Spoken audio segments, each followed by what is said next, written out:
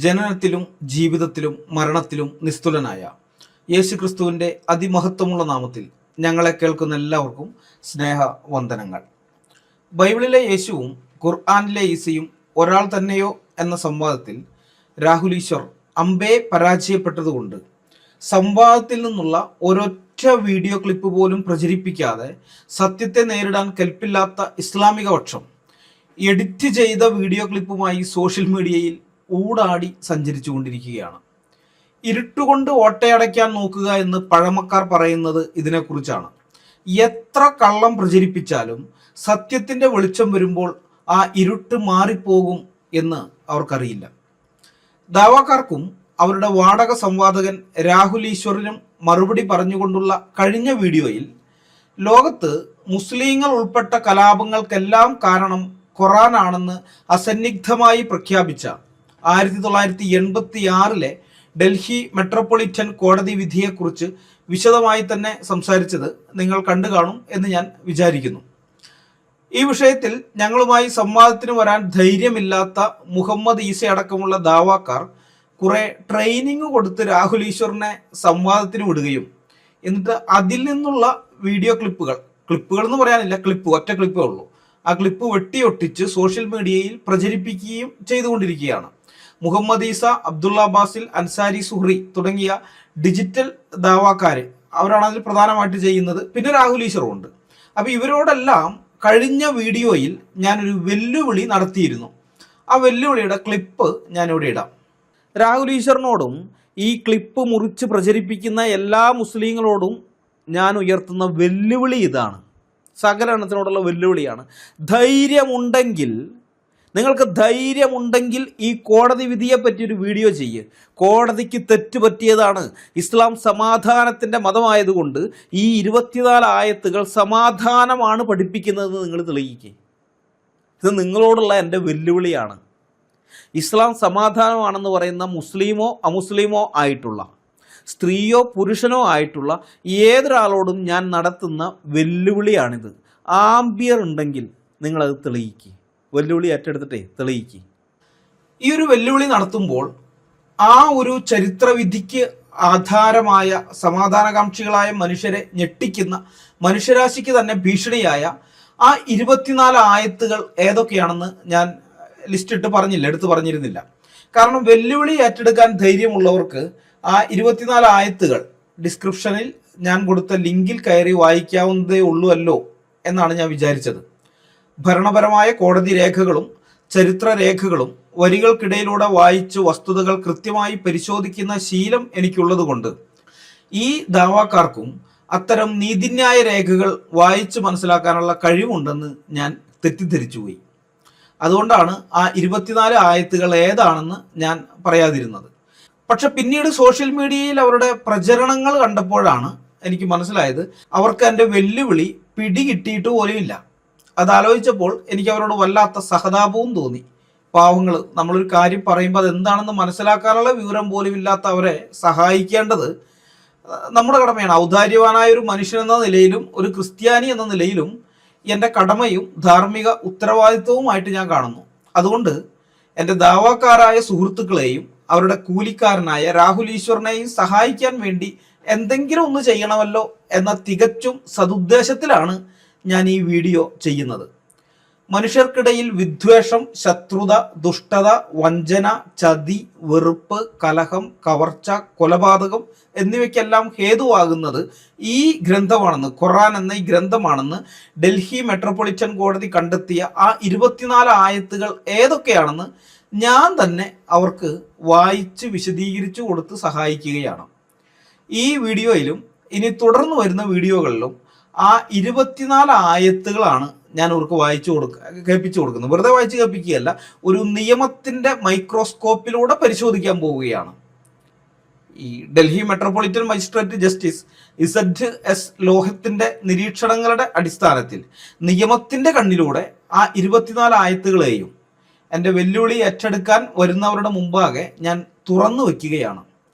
ഈ വെല്ലുവിളി ഏറ്റെടുക്കാൻ വരുന്നവർക്ക് അതിലെ അപകടത്തിൻ്റെ ഗൗരവം ശരിക്കും മനസ്സിലാകണമല്ലോ.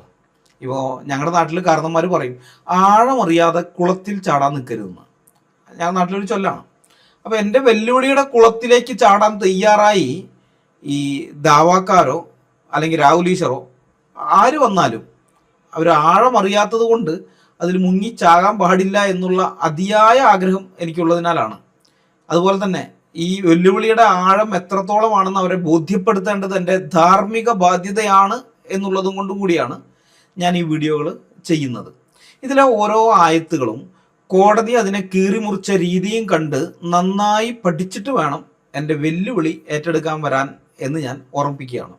സത്യം പറഞ്ഞാൽ ഈ 24 ആയത്തുകളിൽ മാത്രമല്ല പ്രശ്നമുള്ളത്.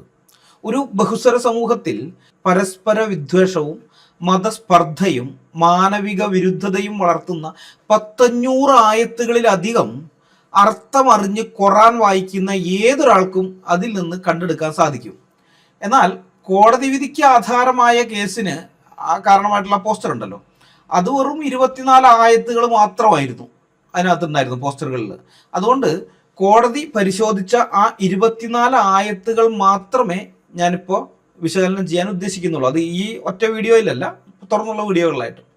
അപ്പോൾ ഇവന്മാർ പിന്നെയും കിടന്ന് തിളയ്ക്കുകയാണെങ്കിൽ ബാക്കി ആയത്തുകളും അതുപോലെ ഞാൻ വിശകലനം ചെയ്ത് കൊടുക്കാം, എനിക്ക് കുഴപ്പമൊന്നുമില്ല.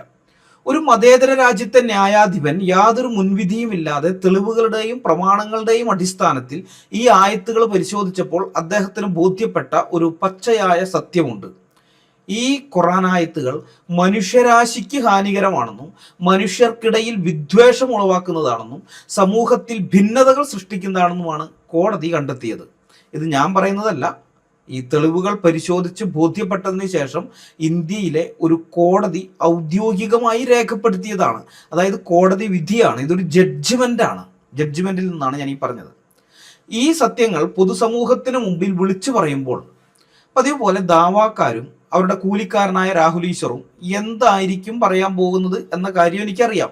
ഇത് നിങ്ങൾ സന്ദർഭത്തിൽ നടത്തിയെടുത്തതാണ്, ഇതൊക്കെ യുദ്ധകാലത്ത് ഇറങ്ങിയതാണ്, നിങ്ങൾ ഇസ്ലാമോഫോബിയ പരത്തുകയാണ് എന്നൊക്കെയുള്ള സ്ഥിരം ന്യായീകരണങ്ങളുമായി ഇവന്മാരിറങ്ങും. രസം എന്താണെന്ന് വെച്ച് കഴിഞ്ഞാൽ, ഈ കോടതി ഇതിനെക്കുറിച്ച്, ഈ ആയത്തുകളെക്കുറിച്ച് നിങ്ങൾ വന്നൊന്ന് വിശദീകരണം തരണം എന്ന് പറഞ്ഞപ്പോൾ ഒറ്റൊരുത്തിനും പോയില്ല കേട്ടോ. അന്ന് 1986 കോടതി ഇത് ഇവരെ വിളിച്ചു കഴിഞ്ഞപ്പോൾ ഒറ്റ ഒരുത്തം പോയിട്ട് ഇപ്പം ഈ പറയുന്ന ന്യായീകരണം ഉണ്ടല്ലോ നമ്മുടെ അടുത്തൊക്കെ, അങ്ങനെയുള്ള ഒന്നും പറഞ്ഞില്ല, അങ്ങോട്ട് പോയതേ ഇല്ല, ഭാഗത്തേക്ക് തിരിഞ്ഞു നോക്കിയില്ല ഇവർ പേടിച്ചിട്ട്. പക്ഷെ നമ്മൾ ഈ ആയത്തുകളൊക്കെ പറഞ്ഞ് അപ്പോൾ വന്നിട്ട് ന്യായീകരിക്കും. അപ്പം അങ്ങനെ ന്യായീകരിക്കാൻ വരുന്നവരോട് എനിക്ക് പറയാനുള്ളത് ഇത്ര മാത്രമാണ്: ഇസ്ലാമിക പ്രമാണങ്ങളിലെ ഇതുപോലെയുള്ള അക്രമ ആഹ്വാനങ്ങൾ തുറന്നു കാട്ടുന്നത് ഒരിക്കലും ഇസ്ലാമോഫോബിയ അല്ല. മറിച്ച് ഡൽഹി മെട്രോപൊളിറ്റൻ കോടതിയുടെ വിധിയിൽ പറഞ്ഞിരിക്കുന്നത് പോലെ സമാധാനത്തോടെ ജീവിക്കാൻ ആഗ്രഹിക്കുന്ന ഒരു ഇന്ത്യൻ പൗരൻ്റെ, ഏതൊരു ഇന്ത്യൻ പൗരൻ്റെയും ഉത്തരവാദിത്തവും ന്യായമായ വിമർശനവുമാണ് അത്. തങ്ങളുടെ വിശ്വാസത്തിന് പുറത്തുള്ളവരെ കൊല്ലാനും കൊള്ളയടിക്കാനും അവരോട് വിദ്വേഷം വെച്ചു പുലർത്താനും ഒരു മതഗ്രന്ഥം ആഹ്വാനം ചെയ്യുന്നുണ്ടെങ്കിൽ അത് മൂടി വയ്ക്കാൻ ആര് ശ്രമിച്ചാലും ഞങ്ങളത് തുറന്നു കാട്ടുക തന്നെ ചെയ്യും. സ്വന്തം അയൽക്കാരനെ പോലും വിശ്വാസത്തിൻ്റെ പേരിൽ ശത്രുവായി കാണാൻ പഠിപ്പിക്കുന്ന ഖുർആനിലെ ആ ആയത്തുകൾ നമുക്ക് നേരിട്ടൊന്ന് പരിശോധിച്ച് നോക്കാം. അവയെ കോടതി എങ്ങനെ വിലയിരുത്തി എന്ന് നിയമത്തിൻ്റെ കണ്ണിലൂടെ മനസ്സിലാക്കാം. നമുക്ക് നേരെ ജസ്റ്റിസ് ലോഹത്ത് നടത്തിയ വിധി പ്രസ്താവനയിൽ പറഞ്ഞ ആ 24 ആയത്തുകളുടെ വിശകലനത്തിലേക്ക് കടക്കാം. ഒന്നാമത്തെ ആയത്ത് അദ്ദേഹം കണ്ടെത്തിയത് സൂറ 9:5. അങ്ങനെ ആ വിലക്കപ്പെട്ട മാസങ്ങൾ കഴിഞ്ഞാൽ ആ ബഹുദൈവ വിശ്വാസികളെ നിങ്ങൾ കണ്ടെത്തിയടത്ത് വെച്ച് കൊന്നുകളയുക, അവരെ പിടികൂടുകയും വളയുകയും അവർക്ക് വേണ്ടി പതിയിരിക്കാവുന്നിടത്തെല്ലാം പതിയിരിക്കുകയും ചെയ്യുക. ഇനി അവർ പശ്ചാത്തപിക്കുകയും നമസ്കാരം മുറ പോലെ നിർവഹിക്കുകയും സക്കാത്ത് നൽകുകയും ചെയ്യുന്ന പക്ഷം നിങ്ങൾ അവരുടെ വഴി ഒഴിവാക്കി കൊടുക്കുക. തീർച്ചയായും അള്ളാഹു ഏറെ പൊറുക്കുന്നവനും കരുണാനിധിയുമാണ്. സൂറ 9:5. ഇതാണ് കുപ്രസിദ്ധമായ വാളിൻ്റെ ആയത്ത്, ആയ ഓഫ് സ്വാഡ് എന്ന് പറയും, വാളിൻ്റെ ആയത്ത്. ഇസ്ലാമിക ചരിത്രത്തിൽ മദീന കാലഘട്ടത്തിൻ്റെ അവസാനത്തിൽ, അതായത് ഹിജ്റ 9-ാം വർഷത്തോടുകൂടെ ആ സമയത്ത് ഇറങ്ങുന്നതാണ് ഈ സൂറ തൗബ എന്ന് പറയുന്നത്. മുഹമ്മദും സ്വഹാബിമാരും ചതിയും വഞ്ചനയും ഉപയോഗിച്ച് മക്ക പിടിച്ചടക്കിയ ശേഷം അറേബ്യൻ ഉപദ്വീപിൽ നിന്ന് അമുസ്ലിങ്ങളെ പൂർണ്ണമായും ഇല്ലാതാക്കുക എന്ന ലക്ഷ്യത്തോടെയാണ് ഈ ആയത്തും ഈ സൂറയും അവതരിക്കുന്നത്. അതുവരെ നിലനിന്നിരുന്ന എല്ലാ സമാധാന കരാറുകളും, അതായത് അമുസ്ലിങ്ങളുമായിട്ടുണ്ടാക്കിയിരുന്ന എല്ലാ സമാധാന കരാറുകളും ഏകപക്ഷീയമായി റദ്ദാക്കിക്കൊണ്ട് ബഹുദൈവ ആരാധകർക്ക് ഇസ്ലാം സ്വീകരിക്കുക അല്ലെങ്കിൽ മരിക്കുക എന്ന 2 ചോയ്സുകൾ മാത്രം നൽകുന്നതാണ് ഈ സന്ദർഭം. ആ വിലക്കപ്പെട്ട മാസങ്ങൾ കഴിഞ്ഞാൽ എന്ന് പറയുന്നുണ്ടല്ലോ, വിലക്കപ്പെട്ട മാസങ്ങൾ. ഇസ്ലാമിന് മുമ്പുള്ള കാലത്തെ അറബികൾ, ഇസ്ലാമിന് മുമ്പ് മാത്രമല്ല ഇസ്ലാമിലും പിന്നീട് അത് വരുന്നുണ്ട്. അപ്പോൾ ഏതായാലും ആ സമയത്തുള്ള അറബികൾ ഈ 4 മാസങ്ങൾ യുദ്ധം വിലക്കപ്പെട്ട മാസങ്ങളായിട്ട് ആദരിച്ചിരുന്നു, അവരങ്ങനെ കണ്ടിരുന്നു. ഇത് കാരണം എന്ന് വെച്ച് കഴിഞ്ഞാൽ അവിടെ എപ്പോഴും ഉമ്മരടിയാണ്. അറബികൾ ഈ ഗോത്രമാണ് അവർക്ക് പ്രധാനം. വൈരത്തിന്റെ പേരിൽ, ഗോത്രവൈരങ്ങളുടെ പേരിൽ എപ്പോഴും യുദ്ധമാണ്. അങ്ങോട്ടും ഇങ്ങോട്ടും എന്തെങ്കിലും പറഞ്ഞ് നിസ്സാര കാര്യങ്ങൾക്ക് യുദ്ധമാണ്. അപ്പൊ അങ്ങനെ യുദ്ധം വരുമ്പോൾ ഒരു പ്രശ്നം എന്താണെന്ന് വെച്ച് കഴിഞ്ഞാൽ ഇവർക്ക് അവിടെ ഭക്ഷണമില്ല, മരുഭൂമിയാണല്ലോ. അപ്പൊ ഈന്തപ്പഴം ഉണ്ടാവും. ഈ ഈന്തപ്പഴം കൊണ്ടുപോയിട്ട് സിറിയയിലും മറ്റുമൊക്കെ, ഡമാസ്കസിലും മറ്റുമൊക്കെ കൊണ്ടുപോയി കൊടുക്കുകയാണ്. എന്നിട്ട് അവിടുന്ന് ധാന്യങ്ങൾ വാങ്ങിക്കൊണ്ടുവരിക, ഗോതമ്പ് മറ്റു സാധനങ്ങളൊക്കെ വാങ്ങിക്കൊണ്ടുവരികയാണ്. അപ്പോൾ ഭക്ഷണം കഴിക്കണമെങ്കിൽ ഇത് ചെയ്യണം, ഈ കച്ചവടം വേണം അവർക്ക്. എപ്പോഴും യുദ്ധമാണെന്നുണ്ടെങ്കിൽ പ്രശ്നമാണ്. കച്ചവടത്തിന് വേണ്ടിയിട്ട് അങ്ങോട്ട് പോകുമ്പോഴോ തിരിച്ചു വരുമ്പോഴൊക്കെ ആക്രമിക്കപ്പെടാം. അപ്പം അതുണ്ടാകാതിരിക്കാൻ വേണ്ടിയിട്ടാണ് ഇവർ തീരുമാനിച്ചത് 4 മാസങ്ങൾ, ദുൽഖത്ത്, അതുപോലെ ദുൽഹിജ്ജ, മുഹറം, റജബ്. അപ്പം ഇങ്ങനെ ഈ 4 മാസങ്ങൾ യുദ്ധം ചെയ്യാൻ പാടില്ല, സമാധാനത്തിന്റെ മാസങ്ങളായിരിക്കണം. ഏത് കാരണം കൊണ്ട് യുദ്ധം ചെയ്യരുത്. അപ്പൊ അതിനെക്കുറിച്ചാണ് ഈ പറയുന്നത്. അത് യുദ്ധം വിലക്കപ്പെട്ട മാസങ്ങളാണ്. അപ്പൊ അതാണ് ഇവിടെ പറയുന്നത്, ആ വിലക്കപ്പെട്ട മാസങ്ങൾ കഴിഞ്ഞാൽ നിങ്ങൾ ബഹുദൈവ വിശ്വാസികളെ കണ്ടെത്തിയിടത്ത് വെച്ച് കൊന്നുകളയാനും അവർക്കെതിരെ പതിയിരിക്കാനും അവരെ വളയാനും ഒക്കെ ഇതിൽ ആഹ്വാനം ചെയ്യുന്നത്. ഈ ആഹ്വാനം കൃത്യമായി ഇപ്പോഴും പാലിക്കുന്നത് അൽ ഖ്വയ്ദയിലുള്ള മുസ്ലിങ്ങളാണ്. അവർ ഈ 4 മാസങ്ങളിൽ ഇസ്ലാമിക ഭീകരാക്രമണം, അതായത് ജിഹാദ് നടത്താറില്ല 4 മാസം. ബാക്കിയുള്ള 8 മാസങ്ങളിലേ നടത്തുള്ളൂ. എന്നാൽ ഇതങ്ങനെയല്ല എന്ന് പറയുന്ന മുസ്ലിങ്ങളുണ്ട് കേട്ടോ. കാരണം ഇസ്ലാമിന്റെ ചരിത്രത്തിലെ ഒന്നാമത്തെ യുദ്ധം തന്നെ യുദ്ധം നിഷിദ്ധമായ ഈ മാസത്തിലായിരുന്നു, ഈ വിലക്കപ്പെട്ട മാസങ്ങളിൽ. അതിനാണ് ആദ്യത്തെ യുദ്ധം തന്നെ നടത്തുന്നത്, ഇസ്ലാമിന്റെ ആദ്യത്തെ യുദ്ധം. അപ്പൊ അവർ പറയുന്നത് ഇത് റദ്ദ് ചെയ്യപ്പെട്ടതാണ്, നസ്ക് ചെയ്യപ്പെട്ടതാണ്. ഇങ്ങനൊരു സംഗതി ഇല്ല, ഇപ്പൊ നമുക്കില്ല. മുമ്പുണ്ടായിരുന്നു, ജാഹിലിയ കാലഘട്ടത്തിലാണ്. ഇന്ന് നമ്മളത് പാലിക്കേണ്ടതില്ല എന്ന് പറഞ്ഞിട്ടാണ് വേറെ ഗ്രൂപ്പുകൾ ഈ 12 മാസവും ജിഹാദ് നടത്താൻ തയ്യാറാകുന്നത്. എന്നാൽ അൽ ഖ്വയ്ദ അങ്ങനെയല്ല, അവർ 4 മാസം ഒഴിവാക്കും. ഓക്കെ. ഈ ജസ്റ്റിസ് ലോഹത്ത് തൻ്റെ വിധിന്യായത്തിൽ ഖുർആൻ അന്യമത വിദ്വേഷവും കൊലപാതകവും പ്രോത്സാഹിപ്പിക്കുന്നു എന്ന് പറയാനുള്ള ഏറ്റവും വലിയ തെളിവാണ് ഈ ആയത്ത്. വെറുതെ ഒരാളെ കൊല്ലാനല്ല, മറിച്ച് അന്യമതസ്ഥരെ കണ്ടെത്തിയിടത്ത് വെച്ച് കൊന്നുകളയാനും അവർക്ക് വേണ്ടി പതിയിരിക്കാനുമാണ് ഖുർആൻ ആഹ്വാനം ചെയ്യുന്നത്. അപ്പം ഇതിൽ നിന്ന് രക്ഷപ്പെടണമെങ്കിൽ അവർ ഇസ്ലാം മതം സ്വീകരിക്കുകയും, അതായത് പശ്ചാത്തപിക്കുക എന്ന് പറയുന്നുണ്ടല്ലോ, തൗബ ചെയ്ത് മടങ്ങുക, അതാണ് പറയുന്നത്. അപ്പോൾ ഇസ്ലാം മതം സ്വീകരിക്കണം, പിന്നെ ഇസ്ലാമിക പ്രാർത്ഥനകൾ നടത്തണം, നമസ്കാരം നിർവഹിക്കണം എന്ന് പറയുന്നുണ്ടല്ലോ, നിസ്കാരം, സക്കാത്ത് നൽകുകയും വേണം. അതായത് മുസ്ലിം ആകണം. എന്ന് വെച്ച് കഴിഞ്ഞാൽ ഒരു അമുസ്ലിമിന് ഈ ഭൂമിയിൽ സമാധാനമായി ജീവിക്കണമെങ്കിൽ അവൻ മതം മാറി മുസ്ലിം ആകണമെന്നാണ് ഖുർആൻ പറയുന്നത്, സൂറ 9:5. മനുഷ്യന്റെ മതസ്വാതന്ത്ര്യത്തെയും ജീവിക്കാനുള്ള അവകാശത്തെയും ഇതിലും പച്ചയായി ഹനിക്കുന്ന മറ്റൊരു വാചകമില്ല. ഈ ആയത്ത് നിലനിൽക്കുന്നിടത്തോളം കാലം ലോകത്ത് സമാധാനം ഉണ്ടാകില്ല എന്ന പ്രതികളുടെ വാദം 100% ശരിയാണെന്ന് കോടതിക്ക് ബോധ്യപ്പെടാൻ ഈ ഒരൊറ്റ ആയത്ത് തന്നെ ധാരാളമായിരുന്നു. അവർ പറഞ്ഞ 24 ആയത്താണ് കേട്ടോ. 24 ആയത്തുകൾ ഖുറാനിലുള്ള കാലത്തോളം ഇന്ത്യയിലാകട്ടെ ലോകത്താകട്ടെ അല്ലെങ്കിൽ മുസ്ലിങ്ങളുള്ള ഏത് സ്ഥലത്താകട്ടെ അവിടെ മറ്റു മനുഷ്യരുമായിട്ട് സമാധാനം ഉണ്ടാവുകയില്ല എന്നാണ് പറഞ്ഞത്. പക്ഷെ കോടതിക്ക് ഈ ഒരൊറ്റ ആയത്തിൽ തന്നെ കാര്യം മനസ്സിലായി. ഈ ഭാരതീയ ന്യായ സംഹിത എന്നൊക്കെ പറഞ്ഞത് ഇപ്പൊ വന്നതാണല്ലോ, 2004 ജൂലൈ 1 മുതലാണ് അത് വരുന്നത്. അപ്പൊ അതിനു മുമ്പ് ജസ്റ്റിസ് ലോഹട്ട് ഈ വിധി പ്രഖ്യാപിക്കുന്ന സമയത്ത് ഇന്ത്യൻ ശിക്ഷാ നിയമമാണ്, IPC, ഇന്ത്യൻ പീനൽ കോഡാണ് നിലവിലുണ്ടായിരുന്നത്.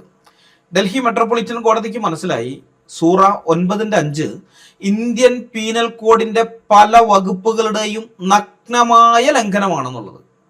ആ നിയമലംഘനങ്ങൾ ഏതാണെന്ന് കൂടി നമുക്കൊന്ന് പരിശോധിച്ച് നോക്കാം. മതങ്ങൾക്കിടയിൽ ശത്രുത വളർത്തൽ, IPC 153A. അതായത് വിവിധ മതവിഭാഗങ്ങൾക്കിടയിൽ പരസ്പരം വിദ്വേഷവും ശത്രുതയും ഉണ്ടാക്കുന്ന തരത്തിലുള്ള പ്രസ്താവനകൾ നടത്തുന്നത് ഈ വകുപ്പ് പ്രകാരം കുറ്റകരമാണ്.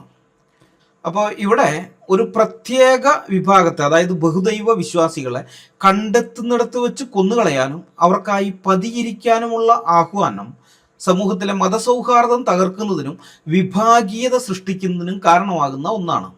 ഈ വകുപ്പ് ലംഘിച്ചാൽ 3 വർഷം വരെ തടവോ പിഴയോ അല്ലെങ്കിൽ രണ്ടും കൂടിയോ ശിക്ഷ ലഭിക്കാം. ആരാധനാലയങ്ങളിലോ മതപരമായ ചടങ്ങുകളിലോ വെച്ചാണ് ഈ കുറ്റം ചെയ്യുന്നതെങ്കിൽ ശിക്ഷ പിന്നെയും കൂടും. 5 വർഷം വരെ തടവും അതനുസരിച്ച് പിഴയും ശിക്ഷയായിട്ട് കിട്ടും. രണ്ടാമത്തത് കൊലപാതകത്തിന് പ്രേരിപ്പിക്കൽ, പിന്നെ വധഭീഷണിയും. അതായത് IPC 115 506 വധശിക്ഷയോ ജീവപര്യന്തമോ ലഭിക്കാവുന്ന ഒരു കുറ്റം ചെയ്യാൻ മറ്റൊരാളെ പ്രേരിപ്പിക്കുകയും ആ കുറ്റം നടക്കാതെ വരികയും ചെയ്താൽ പോലും കുറ്റം അതാണെന്നൊന്നുമില്ല, പ്രേരിപ്പിച്ചു ശരിയെന്നൊക്കെ പറഞ്ഞു പോയി, പക്ഷേ കുറ്റകൃത്യം ചെയ്യാൻ പറ്റിയില്ല. അപ്പം ഇത് തെളിയിക്കപ്പെട്ടാൽ ഈ പ്രേരിപ്പിച്ച ആളുണ്ടല്ലോ, പ്രേരിപ്പിച്ച ആൾക്ക് 7 വർഷം വരെ തടവും പിഴയും ലഭിക്കുമെന്നുള്ളതാണ് ഈ IPC 115 പറഞ്ഞിരിക്കുന്നത്. ഇന്ത്യ ശിക്ഷാ നിയമത്തിൽ അന്ന് 115ാമത്തെ വകുപ്പ്. അതുപോലെ സെക്ഷൻ 506 ആരെയെങ്കിലും അവരുടെ ശരീരത്തിനോ സ്വത്തിനോ പ്രശസ്തിക്കോ ഹാനി വരുത്തുമെന്ന് ഭീഷണിപ്പെടുത്തുന്നത് ഈ വകുപ്പ് പ്രകാരം കുറ്റകരമാണ്. ഇത് തന്നെ രണ്ടായിട്ട് തിരിച്ചിട്ടുണ്ട്. സാധാരണഗതിയിലുള്ള ഭീഷണിയുണ്ട്. അങ്ങനെ വന്നു കഴിഞ്ഞാൽ ഭീഷണിപ്പെടുത്തുന്നയാൾക്ക് 2 വർഷം വരെ തടവോ പിഴയോ അല്ലെങ്കിൽ രണ്ടും കൂടിയോ ശിക്ഷ കിട്ടും. ഇനി ഗുരുതരമായ ഭീഷണിയുണ്ട്. അതായത് നിന്നെ തട്ടിക്കളയും, കുന്നുകളയും എന്ന് പറയുന്നത് ഭീഷണി മരണമോ അല്ലെങ്കിൽ ഗുരുതരമായ പരിക്കോ, നിന്റെ കൈയും കാലും ഞാൻ വെട്ടിക്കളയും എന്നൊക്കെ പറയുന്നത്. പിന്നെ വീടോ മറ്റോ ഒക്കെ തീ വെച്ച് നശിപ്പിക്കുന്നു പറയുന്നത്, അവൻ്റെ വസ്തുവകകൾ നശിപ്പിക്കുന്നു പറയുന്നത്. അതല്ലെങ്കിൽ ജീവപര്യന്തം തടവ് ലഭിക്കാവുന്ന കുറ്റങ്ങളുണ്ട്. അങ്ങനെയുള്ള കുറ്റങ്ങൾ ഞാൻ ചെയ്യും, നിന്റെ നേരെ ഞാൻ ചെയ്യും എന്നൊക്കെ പറഞ്ഞ് അങ്ങനെയുള്ള ഭീഷണിയാണെങ്കിൽ കുറ്റവാളിക്ക് 7 വർഷം വരെ തടവോ പിഴയോ അല്ലെങ്കിൽ രണ്ടും കൂടിയോ ശിക്ഷ ലഭിക്കാം. അപ്പോൾ ഇവിടെ ഈ ആയത്തിൽ കൊന്നുകളയുക, വളയുക, പതിയിരിക്കുക തുടങ്ങിയ വാക്കുകൾ നേരിട്ടുള്ള അക്രമത്തിന്റെ ആഹ്വാനവും വധഭീഷണിയുമായിട്ടാണ് നിയമം കാണുന്നത്. മതം മാറിയില്ലെങ്കിൽ കൊന്നുകളയും എന്ന അവസ്ഥ ഈ ഭരണഘടനയുടെ ആർട്ടിക്കിൾ 21 ഉണ്ട്, അനുച്ഛേദം 21, അന്തസ്സോടുകൂടെ ജീവിക്കാനുള്ള അവകാശം ഏതൊരു മനുഷ്യനും. അപ്പോൾ ആ ജീവിക്കാനുള്ള അവകാശത്തിന്മേലുള്ള കടന്നുകയറ്റമാണ് ആർട്ടിക്കിൾ 21ന്റെ ലംഘനമാണ്. അതുപോലെ IPC 506 അത് ഭീഷണി. അപ്പം ഇത് പ്രകാരം കടുത്ത കുറ്റമാണിത്. ഇതുവരെ ഞാൻ പറഞ്ഞതിൻ്റെ എല്ലാം ആകെ തുക എന്താണെന്ന് ചോദിച്ചാൽ വളരെ ലളിതമാണ്. ഇന്നത്തെ മതേതര ജനാധിപത്യ ഇന്ത്യയിൽ സൂറ 9:5 ഉണ്ടല്ലോ, വാളിൻ്റെ ആയത്ത്, ആ വചനം ഒരു വേദിയിൽ നിന്നുകൊണ്ട് പ്രസംഗിക്കാൻ, അത് പ്രായോഗികമാക്കാൻ അണികളോട് ആഹ്വാനം ചെയ്യാൻ ഒരു പണ്ഡിതനും സാധിക്കില്ല. ഇസ്ലാമിക പണ്ഡിതന്മാർക്കേ അങ്ങനെ ഒരു കാര്യം ചെയ്യാൻ പറ്റില്ല നിയമപ്രകാരം. ഇനി അങ്ങനെ ചെയ്യുകയാണെങ്കിൽ അത് ഇന്ത്യൻ ഭരണഘടനയോടും നിയമവ്യവസ്ഥയോടുമുള്ള തുറന്ന യുദ്ധപ്രഖ്യാപനമായിട്ടായിരിക്കും സർക്കാരും കോടതിയും കാണുക. വിദ്വേഷ പ്രസംഗത്തിനും കൊലപാതക പ്രേരണയ്ക്കും ജാമ്യമില്ലാ വകുപ്പുകൾ ചുമത്തപ്പെട്ട് ഈ പറയുന്ന പണ്ഡിതന്മാർ അഴിക്കുള്ളിൽ കിടക്കേണ്ടി വരുമെന്നുള്ളതാണ് യാഥാർത്ഥ്യം. അതായത് നെഞ്ചുറപ്പുള്ള ഭരണാധികാരി ഇങ്ങനെയുള്ള ഇവരെയൊന്നും പ്രീണിപ്പിക്കാൻ നടക്കാതെ നിയമത്തിൻ്റെ വഴിക്ക് പോട്ടെ എന്ന് പറയുന്ന അങ്ങനെയുള്ള ഭരണാധികാരികൾ ഉണ്ടെങ്കിൽ ഉള്ള കാര്യമാണ് ഞാൻ പറഞ്ഞത്. അല്ലാത്തടത്തൊന്നും കാര്യമില്ല കേട്ടോ. അപ്പം ഇത് നിങ്ങൾ ഞങ്ങളുടെ ക്രിസ്തീയ പശ്ചാത്തലവുമായിട്ടൊന്ന് ഒത്തുനോക്കണം. ഞങ്ങളുടെ സഭാ ഹാളുകളിലും അതുപോലെ കൺവെൻഷൻ നടത്തുമ്പോൾ അവിടെയൊക്കെ സ്റ്റേജിൽ നിന്ന് വിശ്വാസികളുടെ മുമ്പാകെ നെഞ്ചും വിരിച്ച് വളരെ ഉച്ചത്തിൽ ഞങ്ങൾക്ക് പറയാൻ സാധിക്കും, നിങ്ങൾ ബൈബിളിലേക്ക് മടങ്ങി വരൂ, 1-ാം നൂറ്റാണ്ടിലെ ക്രിസ്ത്യാനിത്വത്തിലേക്ക് മടങ്ങി വരൂ, യേശു ക്രിസ്തുവിൻ്റെയും അപ്പോസ്തലന്മാരുടെയും പാത പിന്തുടരൂ, അവരുടെ ജീവിത മാതൃകകൾ അതേപടി അനുകരിക്കൂ, അത് ജീവിതത്തിൽ പകർത്തു എന്ന് ഞങ്ങൾക്ക് പറയാൻ പറ്റും. ഇങ്ങനെ ഞങ്ങൾ എത്ര പ്രസംഗിച്ചാലും ഒരു പോലീസുകാരനും ഞങ്ങളെ തേടി വരില്ല, ഒരു കോടതിയും ഞങ്ങൾക്കെതിരെ കേസെടുക്കില്ല. കാരണം ഞങ്ങൾ അനുസരിച്ച് നടക്കുന്ന പുതിയ നിയമത്തിൽ ഈ രാജ്യത്തിൻ്റെ നിയമങ്ങളെ വെല്ലുവിളിക്കുന്നതോ അന്യമതസ്ഥരെ കൊല്ലാൻ പറയുന്നതോ ആയ യാതൊന്നുമില്ല. ഞങ്ങളുടെ കർത്താവായ യേശുക്രിസ്തു ആകട്ടെ, അത് യേശുക്രിസ്തുവിൻ്റെ ശിഷ്യന്മാരായ അപ്പോസ്തലന്മാരാകട്ടെ, അവരാരും ഈ ലോകത്തിലെ ഏതെങ്കിലും പരിഷ്കൃത രാജ്യത്തിലെ ഭരണഘടനയ്ക്കോ അല്ലെങ്കിൽ അവിടുത്തെ നിയമ സംവിധാനത്തിനോ വിരോധമായ രീതിയിൽ നടന്നിട്ട് ഞങ്ങൾക്ക് ദുർമാതൃക കാണിച്ചു തന്നിട്ടുമില്ല. മനസ്സിലായോ? അതുകൊണ്ടാണ് ഞങ്ങൾ ഇത്ര ഉറപ്പോടുകൂടെ അത് പറയുന്നത്. ഭരണഘടനയ്ക്ക് പൂർണ്ണമായും വിധേയപ്പെട്ട് ജീവിക്കാനും ശത്രുവിനെ സ്നേഹിക്കാനുമാണ് ഞങ്ങളുടെ ഗ്രന്ഥത്തിൽ ഞങ്ങളോട് ആവശ്യപ്പെട്ടിരിക്കുന്നത്. എന്നാൽ ഇവരുടെ ഈ ഇസ്ലാമിക പണ്ഡിതന്മാരുടെ അവസ്ഥ ആലോചിക്കുമ്പോൾ ശരിക്കും ചിരി വരുന്നുണ്ട്. ഇവർ സ്റ്റേജൊക്കെ കെട്ടി മൈക്കിൻ്റെ മുമ്പിൽ നിന്നുകൊണ്ട് വലിയ വായില ഡയലോഗ് അടിക്കും. സഹോദരങ്ങളെ, നമ്മൾ 7-ാം നൂറ്റാണ്ടിലെ പ്രമാണങ്ങളിലേക്കും സ്വഹാബിമാരുടെ മാതൃകകളിലേക്കും മടങ്ങിപ്പോകണം, നബിചര്യ പിൻപറ്റണം എന്നൊക്കെ ഒരു ഡയലോഗ് അടിക്കും. സംഗതി ഇതിങ്ങനെ പ്രസംഗിക്കുമ്പോൾ, ഇവരൊക്കെ വലിയ കാര്യത്തിൽ പ്രസംഗിക്കുമ്പോഴും പ്രസംഗിക്കുന്നവൻ്റെ നെഞ്ച് കിടന്ന് പടപടായി ഇടിക്കുകയാണ്, കിടന്ന് ഇങ്ങനെ പിടിക്കുകയാണ്. കാരണം ഈ പണ്ഡിതൻ പറഞ്ഞത് കേട്ട് കോൾമയർ കൊണ്ട് ഏതെങ്കിലും ഒരു അനുയായി അത് അതേപടി ഫോളോ ചെയ്യാൻ തീരുമാനിച്ചാൽ, അതായത് മുഹമ്മദിനെയും സ്വഹാബിമാരെയും ഒക്കെ അതേപടി ഫോളോ ചെയ്യാൻ തീരുമാനിച്ചാൽ, പിന്നെ അവനെ നമ്മൾ തിരക്കി പോകേണ്ടത് ഒന്നുകിൽ പൂജപ്പുര സെൻട്രൽ ജയിലിലേക്കായിരിക്കണം, അല്ലെങ്കിൽ വിയൂർ സെൻട്രൽ ജയിലിൽ അല്ലെങ്കിൽ കണ്ണൂർ സെൻട്രൽ ജയിലിൽ അവിടെ സ്ഥിരതാമസമായിരിക്കും, ഉറപ്പാണ്. മുഹമ്മദിനെയൊക്കെ ഫോളോ ചെയ്യുന്നെങ്കിൽ അവിടെ ആയിരിക്കും. പിന്നെ കുറേയും കൂടി കടുപ്പിച്ച് ഫോളോ ചെയ്യാൻ തീരുമാനിച്ചാൽ, തലയ്ക്ക് ഇത് മൂത്തിട്ട് ഇത് ശരിക്കും തലയ്ക്ക് പിടിച്ചിട്ട് അത് അക്ഷരം പ്രതി ഫോളോ ചെയ്യാൻ തീരുമാനിച്ചാൽ ഇവിടെയോ അല്ല, ചിലപ്പോൾ തീഹാർ ജയിലിലൊക്കെ പോയി നോക്കേണ്ടി വരും. മനസ്സിലായ? കാരണം അന്വേഷിക്കാൻ വരുന്ന NIA ഒക്കെ ആയിരിക്കും. ഇപ്പോൾ കേരളത്തിൽ അങ്ങനെ വന്നിട്ടുണ്ടല്ലോ. സൂറ 5:33 കുറച്ച് പേരോടെ ഫോളോ ചെയ്തിരുന്നു. കൈകളെയും കാലുകളെയും എതിർദിശയിൽ നിന്ന് വെട്ടിക്കളയുക എന്ന് പറഞ്ഞിട്ട്. അങ്ങനെയാണ് ആ തൊടുപുഴയിൽ ജോസഫ് മാഷിന്റെ കയ്യും കാലൊക്കെ വെട്ടിക്കളഞ്ഞില്ല എതിർദിശകളിൽ നിന്ന്. അപ്പം അതിനെ അന്വേഷിക്കാൻ വന്നതേ ലോക്കൽ പോലീസിന്റെ അന്വേഷണമൊക്കെ കഴിഞ്ഞിട്ട് പിന്നെ വന്നതുണ്ടല്ലോ NIA ആണ്. NIA മുഹമ്മദിന്റെ ചര്യ പിൻപറ്റി കഴിഞ്ഞാൽ NIA വരും. ഖുറാനിലുള്ള അള്ളാഹുവിന്റെ കൽപ്പനകളോ ഹദീസുകളിൽ കാണുന്ന മുഹമ്മദിന്റെ നിർദ്ദേശങ്ങളോ സ്വഹാബിമാർ അന്യമതസ്ഥരോട് പെരുമാറിയ രീതികളോ അതേപടി ഇന്നത്തെ ഇന്ത്യയിൽ പ്രാക്ടീസ് ചെയ്യാൻ ഇറങ്ങിയാൽ ഈ ഭാരതീയ ന്യായ സംഹിതയുണ്ടല്ലോ, BNS, അതിലെ വകുപ്പുകൾ തികയാതെ വരും. ഇത് പ്രാക്ടീസ് ചെയ്യാൻ ഇറങ്ങിയവരുടെ മേലെ ചുമത്താൻ വകുപ്പുകളുണ്ടല്ലോ, ഇത് പോരാ, വകുപ്പുകൾ വേറെ നമ്മൾ കണ്ടുപിടിക്കേണ്ടി വരും. അങ്ങനെയൊക്കെയുള്ള ജീവിതമായിരുന്നു മുഹമ്മദിന്റെ. മുസ്ലിങ്ങളെ നിങ്ങളത് മനസ്സിലാക്കുക. ആധുനിക കാലത്തെ കണ്ണിലൂടെ നോക്കുമ്പോൾ അങ്ങനെയുള്ള കൊടും കുറ്റവാളിയാണ് മുഹമ്മദ് മാത്രമല്ല സ്വഹാബിമാരും. അപ്പം അതുകൊണ്ട് ഇവര് ഈ പ്രവാചക ചര്യകൾ പിൻപറ്റൂ എന്നൊക്കെ അവർ പറയുമ്പോൾ സ്റ്റേജിൽ നിന്ന് ആവേശം കൊള്ളുന്ന ഈ പണ്ഡിതന്മാരുടെ ഞാൻ പറഞ്ഞില്ലേ, ഇത് പേടിയാണ് ഇവർക്ക്. കാരണം പടച്ചോനെ, എൻ്റെ ഈ പ്രസംഗം കേട്ട് ആരെങ്കിലും നബിചര്യ ഫോളോ ചെയ്യാൻ ഇറങ്ങിയാൽ പ്രേരണാക്കുറ്റത്തിന് ഞാനും അകത്ത് കിടക്കേണ്ടി വരും, സെൻട്രൽ ജയിലിൽ കയറേണ്ടി വരുമല്ലോ എന്നുള്ള പേടി വരുമ്പോൾ ആർക്കായാലും, ആ ചിന്ത വരുമ്പോൾ ആർക്കായാലും ഉള്ളു വിറയ്ക്കും. സ്വാഭാവികമാണ്. ഇപ്പം നമുക്കറിയാം സക്കീർ നായിക്കിൻ്റെ കാര്യം. സക്കീർ നായിക്ക് വലിയ കാര്യത്തിൽ ഖുറാനിലെ ഹദീസുകളിലെയും കാര്യങ്ങളൊക്കെ വെച്ച് അങ്ങോട്ട് അടിച്ച് പ്രസംഗിച്ച് എന്നുണ്ടായി. പലയിടങ്ങളിലും ആളുകൾ പോയിട്ട് ജിഹാദ് നടത്തി. ഈ ജിഹാദ് നടത്തിയവരെയൊക്കെ പിടിച്ച് പോലീസ് പലരെയും പിടിച്ച് അറസ്റ്റ് ചെയ്തൊക്കെ വന്നു കഴിഞ്ഞപ്പോഴാണ് സക്കീർ നായിക്കിൻ്റെ പ്രസംഗം കേട്ടിട്ടാണ് ജിഹാദ് നടത്താൻ പോയിരിക്കുന്നത്, അന്യമതസ്ഥരെ കൊല്ലാൻ പോയിരിക്കുന്നത്. പോലീസ് കേസിട്ട് സക്കീർ രായ്ക്ക് രാമാനം നാട് വിട്ട്, ഈ ഇന്ത്യ വിട്ട്. അതായത് ഖുറാനിലും ഹദീസുകളിലും പറഞ്ഞ കാര്യങ്ങൾ പ്രാവർത്തികമാക്കുകയോ അല്ലെങ്കിൽ അത് പ്രാവർത്തികമാക്കണമെന്ന് ആരെങ്കിലും ഉപദേശിക്കുകയോ ചെയ്താൽ അവന് ഇന്ത്യ വിടേണ്ടി വരും. അതാണ് നിങ്ങളുടെയൊക്കെ പുസ്തകത്തിനകത്ത് എഴുതി വെച്ചിരിക്കുന്ന കാര്യങ്ങൾ. മനസ്സിലായ? ഈ ഖുറാനിലെ ഇത്തരം ആയത്തുകൾ സംസാരിക്കേണ്ടി വരുമ്പോൾ ഈ പണ്ഡിതന്മാര് ഉരുണ്ട് കളിക്കുന്ന കണ്ടിട്ടില്ലേ? വല്ലാതെ വിയർക്കും, അവർ ഉരുണ്ട് കളിക്കും ചോദ്യങ്ങളൊക്കെ ചോദിച്ചു കഴിഞ്ഞാൽ. അതിന്റെ കാരണം ഇതാണ്, ഇവർക്ക് പേടിയാണ്. ഇത് ശരിയായിട്ടുള്ളതിന്റെ വ്യാഖ്യാനം പറഞ്ഞു കൊടുത്തിട്ട് ആരെങ്കിലും പോയി അതനുസരിച്ച് പ്രവർത്തിച്ചാൽ നബിയെ ഫോളോ ചെയ്യണം, നബിയിൽ ഉത്തമ മാതൃകയുണ്ടെന്നാണല്ലോ പറയുന്നത്. അപ്പൊ അത് ആ മാതൃക അവൻ പിൻപറ്റിയാൽ പ്രേരണാക്കുറ്റത്തിന് പണ്ഡിതനകത്ത് എടുക്കും. ഇതാണ് അവസ്ഥ. ഇവരുടെ ഒരു ഗതികേട് നിങ്ങളൊന്ന് ചിന്തിച്ചു നോക്കിയേ. അതായത് കിതാബിലുള്ളത് അതേപടി അനുസരിക്കാൻ പറഞ്ഞാൽ പണ്ഡിതൻ അകത്ത്, കിതാബിലുള്ളത് അതുപോലെ തന്നെ അനുസരിച്ചാൽ അനുയായിയും അകത്ത്. ഇതെന്തൊരു ഗതികെട്ട ജീവിതമാണ് പടച്ചോനെ. ഇതാണ് ഇവരുടെ സ്ഥിതി. ഇനി മൂന്നാമത്തെ കാര്യം, മതവികാരം വ്രണപ്പെടുത്തലും വിദ്വേഷ പ്രസംഗവും. IPC 295A. ഏതെങ്കിലും ഒരു വിഭാഗത്തിന്റെ മതത്തെയോ മതവിശ്വാസങ്ങളെയോ മനഃപൂർവ്വവും ദുരുദ്ദേശപരവുമായി അപമാനിക്കുകയോ വ്രണപ്പെടുത്തുകയോ പ്രകോപിപ്പിക്കുകയോ ചെയ്യുക എന്നുള്ളതാണ് ഈ വകുപ്പിൽ വരുന്നത്. അങ്ങനെയുള്ളതിന് എതിരായിട്ടുള്ള വകുപ്പാണ് അത്. അപ്പൊ ഇവിടെ നമ്മൾ കണ്ടാൽ, ഈ ആയത്തിൽ കണ്ടാൽ, അന്യമതസ്ഥരെ കേവലം ശത്രുക്കളായി ചിത്രീകരിക്കുകയും അവരുടെ വിശ്വാസങ്ങൾ ഉപേക്ഷിക്കാൻ നിർബന്ധിക്കുകയും ചെയ്യുന്നത് ഈ വകുപ്പിന്റെ പരിധിയിൽ വരും. ഈ കുറ്റം തെളിയിക്കപ്പെടുന്ന വ്യക്തിക്ക് 3 വർഷം വരെ തടവോ പിഴയോ അല്ലെങ്കിൽ രണ്ടും കൂടിയോ ശിക്ഷയായിട്ട് ലഭിക്കാം. 4, അക്രമത്തിന് പ്രേരിപ്പിക്കൽ. IPC 505 അതിന്റെ ഉപവകുപ്പ് 2. മതം, വംശം, ജാതി അല്ലെങ്കിൽ കമ്മ്യൂണിറ്റി എന്നിവയുടെ പേരിൽ ആളുകൾക്കിടയിൽ വിദ്വേഷവും ശത്രുതയും ഉണ്ടാക്കാൻ ലക്ഷ്യമിട്ടുള്ള വ്യാജ വാർത്തകളോ കിംവദന്തികളോ നിർമ്മിക്കുകയോ പ്രചരിപ്പിക്കുകയോ ചെയ്യുക എന്നുള്ളതാണ് ഈ വകുപ്പിൽ വരുന്നത്. ഈ കുറ്റം തെളിയിക്കപ്പെട്ടാൽ 3 വർഷം വരെ തടവോ പിഴയോ അല്ലെങ്കിൽ രണ്ടും കൂടിയോ ശിക്ഷയായിട്ട് ലഭിക്കും. ഇനി ആരാധനാലയങ്ങളിലോ അല്ലെങ്കിൽ മതപരമായ ചടങ്ങുകൾ നടക്കുന്ന സ്ഥലത്തോ വെച്ചാണ് ഈ കുറ്റം ചെയ്യുന്നതെങ്കിൽ ശിക്ഷ പിന്നെയും കൂടും. അത് 5 വർഷം വരെ തടവ്, അതനുസരിച്ചുള്ള പിഴയും വർദ്ധിക്കുകയും ചെയ്യും. അതായത് മുസ്ലിങ്ങളെ, നിങ്ങളുടെ മോസ്കിൽ വെച്ച് മൊല്ലാക്ക ഈ ആയത്ത് പ്രസംഗിച്ചാൽ 5 കൊല്ലം വരെ അകത്ത് കിടക്കും. മനസ്സിലായ? മോസ്കിൽ വെച്ച് പ്രസംഗിച്ചാലേ 5 കൊല്ലം വരെ അകത്ത് കിടക്കും.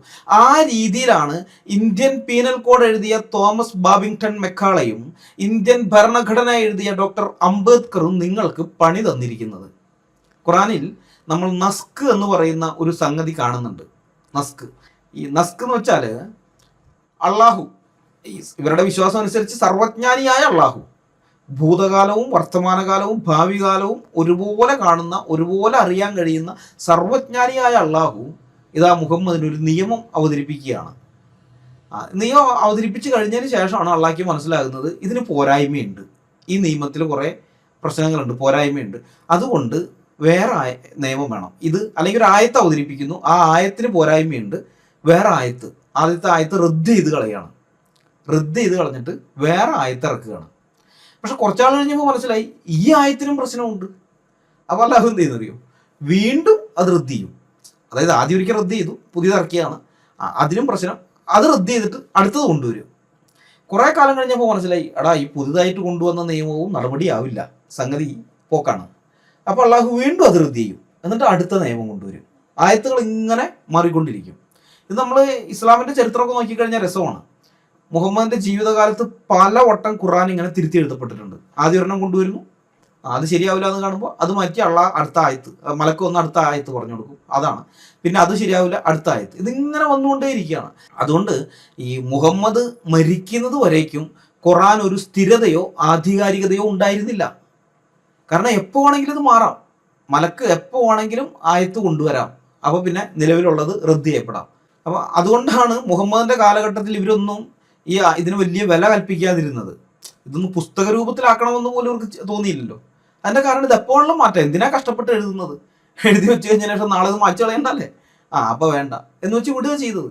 ഇവരുടെ പുസ്തകത്തിൻ്റെ ചരിത്രമൊക്കെ ബഹുരസമാണ്, അങ്ങനെയുള്ള കിതാബാണത്. അപ്പോൾ ഏതായാലും ഈ അള്ളാഹു ഇങ്ങനെ ആയത്തുകൾ റദ്ദ് ചെയ്യില്ലേ, ഈ റദ്ദ് ചെയ്യുന്ന പരിപാടിക്കാണ് നസ്ക് എന്ന് പറയുന്നത്. നസ്ക് ക്യാൻസൽ ചെയ്ത് കളയുക. അപ്പോൾ മുസ്ലിങ്ങൾ പറയുന്നത് മുഹമ്മദ് നബിയുടെ മരണം വരെ മാത്രമേ നസ്ക് ഉണ്ടായിരുന്നുള്ളൂ എന്നാണ്. കാരണം മുഹമ്മദ് മരിച്ചതിന് ശേഷം പിന്നെ ജിബ്രീലിൻ്റെ വഹിയും ഒന്നും ഇല്ലല്ലോ, അപ്പോൾ അതുവരെ ഉള്ളൂ നസ്ക്, മുഹമ്മദ് മരിക്കുന്നത് വരെ ഉണ്ടായിരുന്നുള്ളൂ എന്നാണ് പറയുന്നത്. പക്ഷെ നമ്മൾ ചരിത്രം നോക്കിക്കഴിഞ്ഞാൽ മനസ്സിലാകും, ഉമറിൻ്റെ കാലത്ത് ഉമർ ചില ആയത്തുകൾ നസ്ക് ചെയ്തിട്ടുണ്ട്. ഉസ്മാൻ്റെ കാലത്ത് ഇഷ്ടംപോലെ ആയത്തുകളാണ് നസ്ക് ചെയ്തിരിക്കുന്നത്. ഉസ്മാൻ ഖലീഫ ആയിരിക്കുമ്പോൾ ഈ ഉസ്മാനെ കൊല്ലുന്നതിൻ്റെ ഒരു കാരണം തന്നെ അതാ. ഉസ്മാനെ കൊന്നത് പുറമേ ഉള്ളവരൊന്നും അല്ല, മുസ്ലിങ്ങളാണ്. വെറും മുസ്ലിങ്ങളെന്ന് പറഞ്ഞാൽ പോരാ, ഉസ്മാൻ 3-ാം ഖലീഫയാണ്. ഉസ്മാനെ കൊന്നത് 1-ാം ഖലീഫ അബൂബക്കറിൻ്റെ മകനാണ് ഉസ്മാനെ കൊല്ലാൻ പ്രധാന കാരണം ഈ ഖുറാനിൽ ഇങ്ങനെ ഖുറാൻ നാശാഘോഷം വരുത്തി എന്നും പറഞ്ഞിട്ടാണ്. മനസ്സിലായോ? കുറേ ആയത്തുകൾ ആ സമയത്ത് തന്നെ ഉസ്മാനിയ ഖുറാൻ എന്ന് പറയുന്നുണ്ടല്ലോ, ഉസ്മാന്റെ കൽപ്പനയാൽ എഴുതിയുണ്ടാക്കിയ ഖുറാനുകൾ, അതിനെതിരെ അക്കാലഘട്ടത്തിൽ ഇബ്നു മസൂദ് അടക്കമുള്ള പല ആൾക്കാരും സംസാരിക്കുന്നുണ്ട്.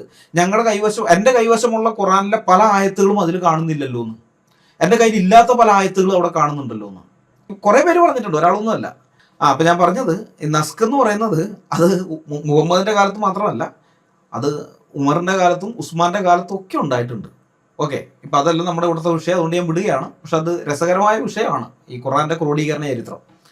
ഇവിടുത്തെ വിഷയം ഇപ്പോഴത്തെ നമ്മളിപ്പോൾ പറഞ്ഞുകൊണ്ടിരിക്കുന്നതാണല്ലോ. ഈ ആധുനിക കാലത്ത് ഇന്ത്യൻ പീനൽ കോഡ് എഴുതിയ തോമസ് ബാബിങ്ടൺ മെക്കാളയും ഇന്ത്യൻ ഭരണഘടന എഴുതിയ ഡോക്ടർ ഭീംറാവു അംബേദ്കറും ഖുറാൻ ആയത്തുകളെ നസ്ക് ചെയ്തിരിക്കുകയാണ്, അഥവാ റദ്ദാക്കിയിരിക്കുകയാണ്. ഇത് ഖുറാനിൽ നിന്ന് ചെയ്തു എന്നല്ല ഞാൻ പറയുന്നത്. ഇവിടെ ഇന്ത്യയിൽ ജീവിക്കുന്ന മുസ്ലിങ്ങളുടെ ജീവിതത്തിനെ സംബന്ധിച്ച് അവരുടെ ജീവിതത്തിൽ നോക്കുമ്പോൾ ഈ ആയത്തുകളൊക്കെ ഇവർ ഇന്ത്യൻ പീനൽ കോഡ് അല്ലെങ്കിൽ ഇപ്പം ഭാരതീയ ന്യായ സംഹിതയായാലും ഭരണഘടനയായാലും നസ്ക് ചെയ്തിരിക്കുകയാണ്. മുസ്ലിങ്ങൾക്ക് എന്തെങ്കിലും സമാധാനത്തോടെ ജീവിക്കണമെങ്കിൽ അത് അള്ളാഹുവിൻ്റെ കൽപ്പനകൾ അനുസരിച്ചുകൊണ്ട്, അള്ളാഹുവിൻ്റെ ആയത്തുകൾ അനുസരിച്ചുകൊണ്ട് അങ്ങനെ ജീവിക്കാൻ പറ്റില്ല. അത് മെക്കാളയും അംബേദ്കറും നസ്ക് ചെയ്തു, റദ്ദ് ചെയ്തിരിക്കുകയാണ്. പകരം അവിടെ ഇന്ത്യൻ ഭരണഘടനയും ഇന്ത്യൻ പീനൽ കോഡും ഇപ്പോഴാണെങ്കിൽ ഭാരതീയ ന്യായ സംഹിതയും വെച്ചിരിക്കുകയാണ്. ഇങ്ങനെ പകരം വെക്കുന്ന പരിപാടിക്ക് പറയുന്ന പേരാണ് മൻസൂഖ്. നസ്ക് എന്ന് പറഞ്ഞാൽ റദ്ദ് ചെയ്യുക, മൻസൂഖ് എന്ന് പറഞ്ഞാൽ പകരം വെക്കുന്ന സാധനമാണ്. അപ്പോൾ ഖുറാനകത്ത് വേറെ ആയത്തുകളാണ് വന്നുകൊണ്ടിരുന്നത് മൻസൂഖ് ചെയ്തത്. എന്നാൽ ഇന്ത്യയിലെ മുസ്ലിങ്ങളെ സംബന്ധിച്ച് മൻസൂഖ് ചെയ്തിരിക്കുന്നത്, റീപ്ലേസ് ചെയ്തിരിക്കുന്നത് ഭാരതീയ ന്യായ സംഹിത, ഇപ്പോൾ മുൻപ് ഇന്ത്യൻ പീനൽ കോഡ്, അതുപോലെ ഭരണഘടന, ഇതൊക്കെയാണ്. ഇത് എന്തൊരു ഗതികെട്ട അവസ്ഥയാണെന്ന് നോക്കിയേ. സ്വന്തം മതഗ്രന്ഥത്തിൽ പറഞ്ഞിരിക്കുന്ന കാര്യങ്ങൾ ഫോളോ ചെയ്ത് ജീവിക്കാൻ പറ്റുന്നില്ല. ഫോളോ ചെയ്ത് ജീവിക്കുകയാണെങ്കിൽ അകത്ത് കിടക്കേണ്ടുന്ന സ്ഥിതി, പോലീസ് അന്വേഷിച്ച് വീട്ടിൽ വരും, അല്ലെങ്കിൽ NIA അന്വേഷിച്ച് വരുന്ന അവസ്ഥ. എന്തൊരു ഗതികെട്ട ജീവിതം. ഈ ഇന്ത്യൻ നിയമവ്യവസ്ഥയിൽ ഒരു പുരാതന മതഗ്രന്ഥത്തെയോ ചരിത്രരേഖയെയോ അത് എഴുതപ്പെട്ട കാലഘട്ടത്തിൻ്റെ പശ്ചാത്തലത്തിലാണ് സാധാരണയായിട്ട് സർക്കാരായാലും കോടതിയായാലും കാണാറുള്ളത്. അപ്പം അതിനകത്ത് എഴുതി വെച്ചിട്ടുണ്ട് ശരി അത് അങ്ങനെ തന്നെ ഇരിക്കട്ടെ, നമ്മളതൊന്നും ചെയ്യാൻ പോണ്ട എന്നുള്ളത് പറയും. പക്ഷെ അത് ഫോളോ ചെയ്യാൻ നോക്കിയാൽ പ്രശ്നമാണ്. മുസ്ലിങ്ങളെ നിങ്ങളുടെ കിതാബിനകത്ത് മാത്രം ഈ ആയത്തുകൾ ഇരുന്നാൽ പ്രശ്നമില്ല. ഇതൊരു മുസ്ലിം അല്ലെങ്കിൽ ഒരു മുസ്ലിം സംഘടന ഇത് പ്രാക്ടീസ് ചെയ്യുകയോ വേറെ ആൾക്കാരുടെ ഒരു മുസ്ലിമിനോടോ അല്ലെങ്കിൽ മുസ്ലിം സംഘടനകളോ അല്ലെങ്കിൽ മൊത്തം മുസ്ലിങ്ങളോടോ ഈ ആയത്തുകൾ പ്രാക്ടീസ് ചെയ്യണമെന്ന് ആവശ്യപ്പെടുകയോ ചെയ്താൽ അപ്പം പിന്നെ ഞാൻ നേരത്തെ പറഞ്ഞില്ലേ, IPC 153A, IPC 295A, IPC 505, IPC 115, IPC 506 തുടങ്ങിയ പല വകുപ്പുകൾ പ്രകാരം അവർക്കെതിരെ കർശനമായിട്ടുള്ള ക്രിമിനൽ കേസ് വരും, സർക്കാർ കേസെടുക്കും. പിന്നെ ഭരണഘടനയുടെ ലംഘനമുണ്ട്. ഭരണഘടനയുടെ ആർട്ടിക്കിൾ 25 ഉണ്ട്. ഒരു ഇന്ത്യൻ പൗരന് ഇഷ്ടമുള്ള മതത്തിൽ വിശ്വസിക്കാനും അത് ആചരിക്കാനും പ്രചരിപ്പിക്കാനുമുള്ള സ്വാതന്ത്ര്യം, അതാണ് ആർട്ടിക്കിൾ 25. അതായത് മതസ്വാതന്ത്ര്യം ഉറപ്പ് നൽകുന്ന ആർട്ടിക്കിളാണത്. അതിൻ്റെ ലംഘനമാണ് ഈ സൂറ 9:5. കാരണം ബഹുദൈവ വിശ്വാസിയോട് പറയുന്നത് മതം മാറിയില്ലെങ്കിൽ തട്ടിക്കളയുന്നതാണല്ലോ. അപ്പോൾ 25 അവിടെ വരുന്നില്ല. അതുപോലെ തന്നെ 21, ആർട്ടിക്കിൾ 21 ഉണ്ട്. ഇത് ജീവിക്കാനുള്ള അന്തസ്സോടെ ജീവിക്കാനുള്ള അവകാശമാണ്, സമാധാനപൂർണ്ണമായിട്ട് അന്തസ്സോടെ ജീവിക്കാനുള്ള അവകാശം. ഇത് ഇന്ത്യൻ പൗരന്മാർക്ക് മാത്രമല്ല വിദേശികൾക്കും ഒരുപോലെ ബാധകമായിട്ടുള്ള അല്ലെങ്കിൽ ലഭ്യമായ അവകാശമാണ്. അടിയന്തരാവസ്ഥ കാലത്ത് പോലും റദ്ദാക്കപ്പെടാത്ത അവകാശമാണിത്. കാരണം ഇത് മൗലികമായിട്ടുള്ള അവകാശം റദ്ദാക്കാൻ പറ്റില്ല എന്ന് ഇന്ത്യൻ ഭരണഘടനയെ തന്നെ എഴുതി വെച്ചിട്ടുണ്ട്. അപ്പോൾ ഇന്ത്യൻ ഭരണഘടനയുടെ ഈ 2 ആർട്ടിക്കിളുകളുടെയും നഗ്നമായ ലംഘനമാണ് സൂറ 9:5. ആ ഖുർആനായത്ത് ആരെങ്കിലും ഇന്ത്യയിൽ പ്രായോഗികമാക്കാൻ ശ്രമിച്ചാൽ അത് ഇന്ത്യൻ നിയമപ്രകാരം കടുത്ത ശിക്ഷ ലഭിക്കാവുന്ന രാജ്യദ്രോഹ കുറ്റമായി പരിഗണിക്കപ്പെടും. അത്രയും ഗൗരവമുള്ളതാണ് സൂറ 9:5 പ്രാക്ടീസ് ചെയ്യാൻ ശ്രമിച്ചാലുള്ള പ്രശ്നം. അപ്പം അങ്ങനെയുള്ള ഒരു ആയത്തിനെ മനുഷ്യരാശിക്ക് ഭീഷണിയാണിത് എന്നല്ലാതെ വേറെ എന്താണ് ഒരു ന്യായാധിപന് പറയാൻ കഴിയുക അങ്ങനെയുള്ള ഒരു ആയത്തിന്? ഇസ്ലാം സമാധാനത്തിന്റെ മതമാണെന്ന് പറയുന്ന മുഹമ്മദ് ഈസയെയും അബ്ദുള്ള ബാസിലിനെയും അതുപോലെ അൻസാരി സുഹ്രിയെയും പിന്നെ നിങ്ങളുടെ വാടക സംവാദകൻ രാഹുൽ ഈശ്വറിനെയും ഞാൻ വെല്ലുവിളിക്കുകയാണ്. ഡൽഹി മെട്രോപൊളിറ്റൻ കോടതിക്ക് തെറ്റുപറ്റിയതാണെന്നും ഇസ്ലാം സമാധാനത്തിന്റെ മതമാണെന്നും സൂറ 9:5 അത് സമാധാനം പ്രസരിപ്പിക്കുന്ന ആയത്താണെന്നും അത് ഇന്ത്യൻ ഭരണഘടനയെയോ ഇന്ത്യൻ ന്യായ സംഹിതയെയോ ഒരു വിധത്തിലും ലംഘിക്കുന്നില്ല എന്ന് തെളിയിക്കാൻ ഞാൻ നിങ്ങളെ വെല്ലുവിളിക്കുകയാണ്. ഇങ്ങനെ ഒരു വെല്ലുവിളി ഞാൻ മുന്നോട്ട് വയ്ക്കുമ്പോൾ ദാവാക്കാരുടെ പ്രതികരണം എന്തായിരിക്കും എന്നെനിക്കറിയാം. കൊല്ലം കുറേ ആയാലും ഇവരെ കാണാൻ തുടങ്ങിയിട്ട്. വാട്ട് അബൌട്ടിസം എന്ന ലോജിക്കൽ ഫാലസി ആയിരിക്കും അവരെടുത്തുകൊണ്ട് വരിക. ഈ വാട്ട് അബൌട്ടിസം എന്ന് പറഞ്ഞാൽ ഞങ്ങൾ മാത്രമല്ല അവരും ഉണ്ട് എന്ന് പറയാറില്ലേ, ആ പരിപാടിയാണ്. അതായത് ഇവരെന്ത് ചെയ്യുന്നറിയോ, പഴയ നിയമം എടുത്തുകൊണ്ട് വരും. പഴയ നിയമത്തിൽ നിന്നുള്ള ചില വാക്യങ്ങളൊക്കെ കാണിച്ചിട്ട് പറയും ഇത് ഞങ്ങൾക്ക് മാത്രമല്ല നിങ്ങൾക്കും ബാധകമല്ലേ, പഴയ നിയമത്തിൽ ഇങ്ങനെ കുറേ കൽപ്പനകളുണ്ടല്ലോ, ക്രിസ്ത്യാനികൾക്ക് ഈ കൽപ്പനകളൊക്കെ അനുസരിച്ച് ഇന്ത്യയിൽ ജീവിക്കാൻ പറ്റുമോ എന്ന് തിരിച്ചു ചോദിക്കും. അതാണ് സംഭവിക്കാൻ പോകുന്നതെന്ന് എനിക്ക് നന്നായിട്ട് അറിയാം. അതുകൊണ്ട് അതിനുള്ള മറുപടിയും ഞാൻ ഇപ്പം തന്നെ തരാം. പഴയ നിയമത്തിലെ യുദ്ധങ്ങളും കടുത്ത ശിക്ഷാ നിയമങ്ങളും ലോകമെമ്പാടുമുള്ള സകല മനുഷ്യർക്കും എല്ലാ കാലത്തേക്കും നൽകപ്പെട്ട സാർവത്രിക നിയമങ്ങളല്ല എന്ന് നിങ്ങൾ ആദ്യം അറിയുക. അത് അന്ന് ഈജിപ്തിൽ നിന്നും പുറപ്പെട്ടു വന്ന ഇസ്രായേൽ എന്ന ഒരൊറ്റ ജനതയ്ക്ക് അവർ ജീവിക്കാൻ പോകുന്ന ആ ഒരു ഭൂപ്രദേശത്ത് മാത്രം, അതായത് കനാൻ ദേശത്ത് മാത്രം പാലിക്കാൻ വേണ്ടി നൽകപ്പെട്ട ഭരണഘടനാപരമായ നിയമങ്ങളായിരുന്നു. അതായത് അവരുടെ രാഷ്ട്രീയ നിയമങ്ങൾ, ആത്മീയ നിയമങ്ങളല്ല, ഭരണഘടനാപരമായിട്ടുള്ള അല്ലെങ്കിൽ രാഷ്ട്രീയപരമായിട്ടുള്ള നിയമങ്ങളാണ് അത്. ആ രാഷ്ട്രത്തിൻ്റെ അകത്തെ പൗരൻ എന്നുള്ള നിലയിൽ എങ്ങനെ ജീവിക്കണം എന്നുള്ളത്, പൗരൻ എന്നുള്ള രാഷ്ട്രം എന്നുള്ള നിലയിൽ ചുറ്റുപാടുള്ള രാഷ്ട്രങ്ങളോട് ഇടപെടേണ്ടത് എങ്ങനെ ഇത്യാദി കാര്യങ്ങൾ, ഇത് ആത്മീയമായ കാര്യങ്ങളെ അല്ല. ഇത് ആവർത്തന പുസ്തകം 12:1 വായിച്ചാൽ കൃത്യമായിട്ട് നമുക്ക് മനസ്സിലാകും. അത് ഏറ്റവും വലിയ തെളിവാണ് ഞാൻ ഈ പറഞ്ഞ കാര്യത്തിന്. ഞാനതൊന്ന് വായിക്കാം. നിന്റെ പിതാക്കന്മാരുടെ ദൈവമായ യഹോവ നിനക്ക് അവകാശമായി തരുന്ന ദേശത്ത് നിങ്ങൾ ഭൂമിയിൽ ജീവിച്ചിരിക്കുന്ന നാളെല്ലാം പ്രമാണിച്ച് നടക്കേണ്ടുന്ന ചട്ടങ്ങളും വിധികളും ആവിത് എന്ന് പറഞ്ഞിട്ടാണ് അതങ്ങ് തുടരുന്നത്. അപ്പോൾ കൃത്യമായിട്ടിവിടെ പറയുന്നുണ്ട് ഈ നിയമങ്ങൾ ഇസ്രായേൽ രാഷ്ട്രത്തിൻ്റെ അതിർത്തിക്ക് പുറത്ത് ബാധകമായിരുന്നില്ല. ഇസ്രായേൽ രാജ്യത്തിൻ്റെ അതിർത്തിക്കുള്ളിൽ മാത്രമാണ് ഈ ചട്ടങ്ങളും വിധികളും ഒരു ഇസ്രായേലിയൻ പ്രമാണിക്കേണ്ടത്. ഇന്നത്തെ കാലത്ത് ഇന്ത്യയിലോ അമേരിക്കയിലോ യൂറോപ്പിലോ ആഫ്രിക്കയിലോ ജീവിക്കുന്ന ഒരു ക്രിസ്ത്യാനിയും പഴയ നിയമത്തിലെ ഈ രാഷ്ട്രീയ നിയമങ്ങൾ പാലിക്കാൻ ബാധ്യസ്ഥനല്ല. കാരണം അവ ആത്മീയ നിയമങ്ങളായിരുന്നില്ല, ഒരു പ്രത്യേക കാലഘട്ടത്തിലെ സിവിൽ നിയമങ്ങൾ മാത്രമായിരുന്നു. ഇനി ഒരു ഇസ്രായേലിനെ സംബന്ധിച്ചു, ഒരു ഇസ്രായേൽ വിട്ട് പുറത്തു പോയി കഴിഞ്ഞാൽ ഏത് രാജ്യത്തായാലും, ഇപ്പോൾ അമേരിക്കയിലോ യൂറോപ്പിലോ എവിടെ താമസിക്കുന്നവനായാലും അവനും ഇത്തരം നിയമങ്ങൾ ബാധകമല്ല. അതും നിങ്ങൾ അറിഞ്ഞിരിക്കണം. ഈ പഴയ നിയമത്തിലെ യുദ്ധങ്ങൾ ഇസ്ലാമിൻ്റെ യുദ്ധങ്ങൾ പോലെ അന്യമതസ്ഥരെ നിർബന്ധിതമായി മതം മാറ്റാനോ സാമ്രാജ്യം വികസിപ്പിക്കാനോ വേണ്ടിയുള്ളതായിരുന്നില്ല. അങ്ങനത്തെ ഒരു കാര്യമേ ഇല്ല അതിനകത്ത്. അങ്ങനെ ഉണ്ടായിരുന്നെങ്കിൽ, അത്തരം വല്ല കൽപ്പനയും അതിനകത്ത് ഉണ്ടായിരുന്നെങ്കിൽ, ഈ 1400 കൊല്ലം മുമ്പ് ഉണ്ടായ ഇസ്ലാമിനകത്ത് ഇത്തരം കൽപ്പനകളൊക്കെ ഉള്ളതുകൊണ്ടാണ് ഇസ്ലാം മതം ഇന്ന് ഇത്രയും എത്തിയിരിക്കുന്നത്. നിർബന്ധിതമായിട്ട് യുദ്ധം ചെയ്ത് മറ്റുള്ളവരെ മതം മാറ്റുക, നിർബന്ധിത മതം മാറ്റുക എന്നൊക്കെ പറഞ്ഞ് എഴുതി വെച്ചിരിക്കുന്നതുകൊണ്ടാണ് ഇങ്ങനെയൊക്കെ ആയിരിക്കുന്നത്. അപ്പോൾ 1400 കൊല്ലം മുമ്പ് ഉണ്ടായവർക്ക് ഇത്രയും വളരാൻ പറ്റുമെങ്കിൽ 3500 കൊല്ലം മുമ്പുള്ളവർക്ക് എത്ര വളരാൻ പറ്റും എന്ന് ആലോചിച്ചാൽ മതി. അവർക്ക് അതിനുള്ള ബുദ്ധി ഉണ്ടായിരുന്നു, കഴിവുണ്ടായിരുന്നു. പക്ഷെ അങ്ങനെയുള്ള കൽപ്പനയൊന്നുമില്ല. അതുപോലെ അവരുടെ രാജ്യം വികസിപ്പിക്കുക, സാമ്രാജ്യമാക്കി മാറ്റുക, അങ്ങനെയുള്ള കൽപ്പനയും കൊടുത്തിരുന്നില്ല. അതുകൊണ്ടാണ് ഇസ്രായേൽ എപ്പോഴും ഒരു ചെറിയ പൊട്ട് പോലെ അങ്ങനെ തന്നെ നിന്നിരുന്നത്. മനസ്സിലായ?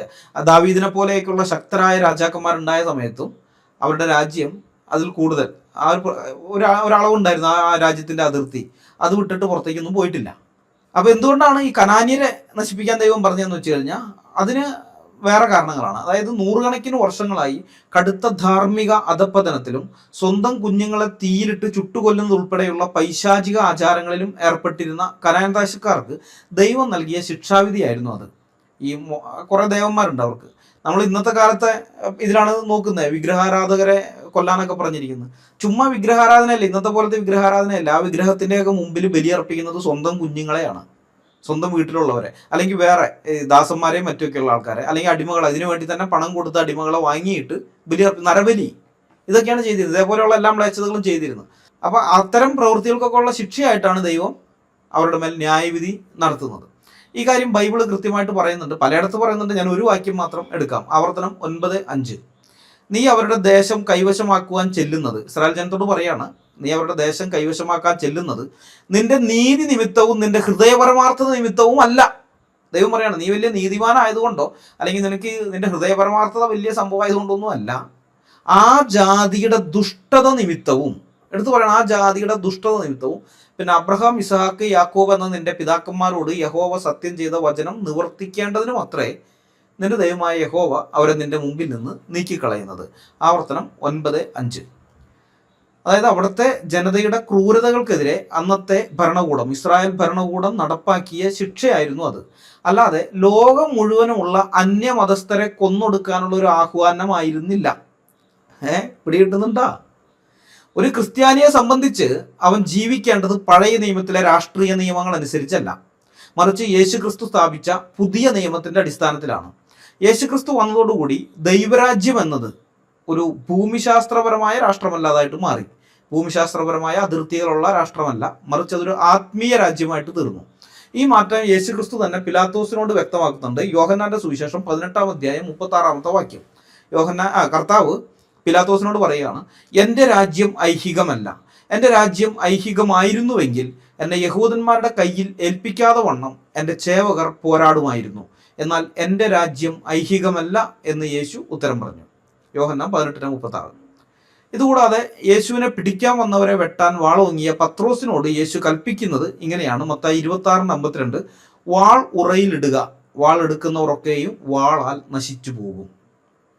അതായത് ക്രിസ്ത്യാനിത്വത്തിൽ ശാരീരികമായ യുദ്ധങ്ങൾക്കോ വിശ്വാസത്തിന്റെ പേരിൽ ആയുധമെടുക്കുന്നതിനോ യാതൊരു സ്ഥാനവുമില്ല എന്ന് ക്രിസ്തു തന്നെ അസന്നിഗ്ധമായി പ്രഖ്യാപിച്ചിരിക്കുകയാണ്. നിങ്ങളെ വിശ്വാസത്തിന് വേണ്ടി അല്ലെങ്കിൽ ദൈവത്തിന് വേണ്ടി വാളെടുക്കേണ്ട കാര്യമില്ല.